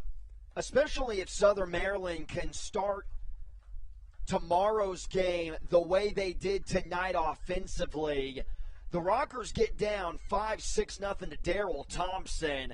It's going to feel a lot harder to come back than if you're facing Kyle Murphy. Fastball in there for a strike. I completely agree. Those are two very different pitchers in Daryl Thompson and Kyle Murphy. You know, Thompson just kind of has that bulldog mentality. Goes out there and just powers through. Goes right after you. Whereas Daryl Thompson, you know, he lets Crafty. you hit it. Exactly. He's crafty. He's savvy. He lets you hit the ball and just forces you to get out. Smartest guy in the room. It's true. 2-1 pitch hit to the right side. Matt Hibbert ranging in and catching to secure a Blue Crabs victory here on a series opener. On a Tuesday evening, Southern Maryland picks up a monumental victory. 8-2, the final score. Blue Crabs coming out on top, advancing to 27-27 on the year. 58-56 on the season as a whole. A big victory here this evening as we welcome Brennan Casera onto the post-game show to join Matthew Hargrove and Andrew Banstra here on the Hometown Real Estate Broadcast Network. Brennan, what did you see out there today from this team and the Blue Crabs that found tremendous success against the Rockers? Well, I think it was very simple and something we highlighted early on the broadcast. Looks like we're having some technical difficulties with Brendan's microphone. We're going to do everything we can to get that fixed. It was coming through a little bit fuzzy on my end. As, you know, Matthew, we talk about this game, an 8-2 victory. Playoff standings aside, what did you see from this Southern Maryland team? What I saw, who is my MVP for tonight, is the starting pitcher this evening for the Blue Crabs and Kyle Murphy. And we were kind of joking about it between commercial breaks, but after what he was eventually able to do tonight, going 6 innings, only allowing 2 runs, and then the 9 strikeouts in his last outing, Kyle Murphy is making a strong case to legitimately be the number 2 guy potentially in a postseason setting for Stan Kleinburn, because you can look at the other guys, you know, Colton Mahoney's there, Josh Rader is still battling injury. Who are you going to go to other than Kyle Murphy? And he's maybe the hottest pitcher that is taking the bump other than Daryl Thompson. So Kyle Murphy, keeping that bulldog mentality, he was the most impressive part of the ball game. And then really the most complete game, talking about the offense too for the Blue Crabs, that I have gotten to see in the month of September and now in the first week of October. 7 runs to start off the ball game, already up 7-0. That's going to allow the youngster in Murphy to kind of settle down in his 3rd professional start. Just a solid win for the Blue Crabs with, like we said in the ninth, Daryl Thompson going tomorrow. Yeah, and back to your point, Andrew, if you can hear me a little better now, is, you know, we highlighted earlier on the broadcast, you know, if Southern Maryland can get out to a lead early, that would be the most important thing. And I think with a guy like Kyle Murphy, looks like I think we're still having these technical difficulties. Brendan, you know, talk about just how important of a victory this game is for Southern Maryland. Yeah, I mean, you're talking about a postseason push for Southern Maryland. You know, any victory is important, especially, you know, as we continue to look around at the scoreboard around the league and things still close in those York and Long Island games. So, you know, it's a big win. You get a guy on the mound in Kyle Murphy in his 3rd appearance for the Southern Maryland Blue Crabs. And, you know, you feel really good about what you've seen from him. You know, Andrew mentioned on the broadcast tonight he gave up 5 earned runs in his last start, but the line doesn't exactly tell the whole story. That 3-run home run in that game, you know, coming up big, but a guy with 9 strikeouts. You saw the ability tonight to strike guys out. And so not only does this win, you know, help you in the standings and moving forward, and is a crucial win in that postseason push, but you now feel like, as Matthew mentioned, you may have established a number 2 starter with Kyle Murphy tonight. Brendan, real quick, I want to ask you, because we were having this conversation before the broadcast when we were going over all the playoff implications for the last week of the season.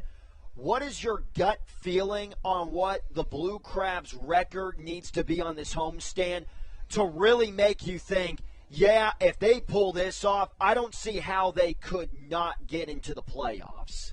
You know, I would think 5-2 gets you in, but it's so tough to tell with all the different opportunities, and obviously night in and night out things are changing. I feel like 5-2's got to be, the goal. If you're Southern Maryland, you would then, if you went 5-2, that would mean you won the series here against High Point.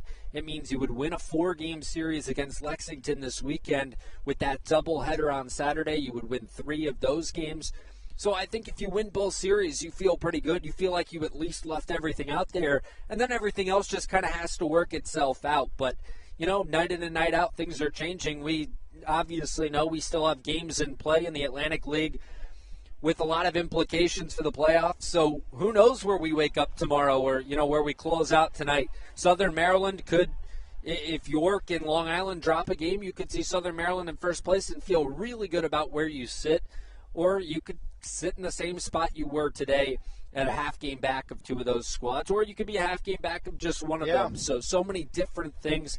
But I would have to say you go for the series win in both series, and you'd feel pretty good about the effort you put in, even if you didn't make the playoffs at that point. At 5-2, you left everything out there, and it just didn't work out in your favor. You definitely would feel good with a 5-2 record, but it is just so tough to tell because when, throwing it back to the middle of September when it was just a 2-team race between the Ducks and the Blue Crabs, and at one point the Blue Crabs had a lead in the North Division, or they were getting closer on the Long Island Ducks.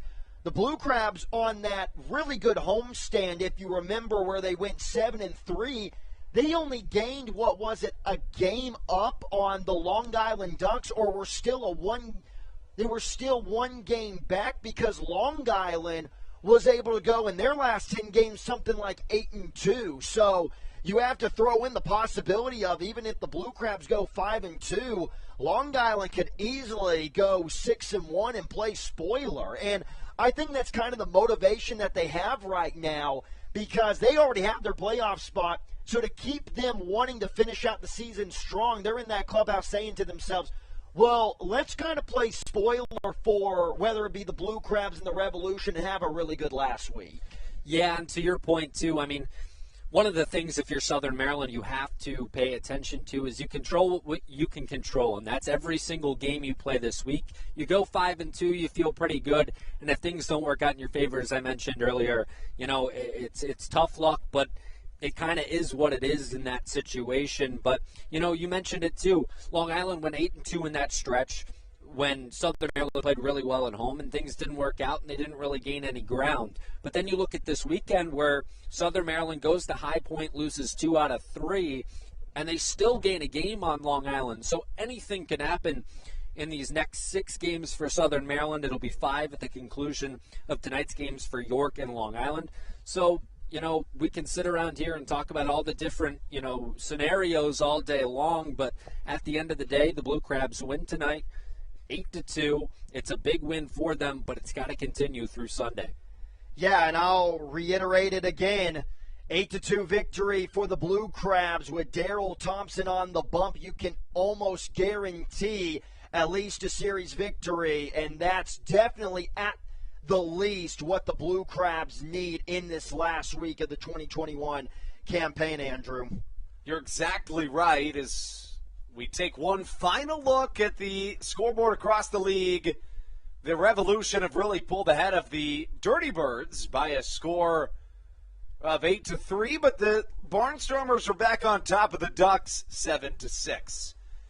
Signing off on an 8-2 victory, Southern Maryland, just for this small little moment, tied for first place in a 3-way tie with both the Ducks and the Revolution.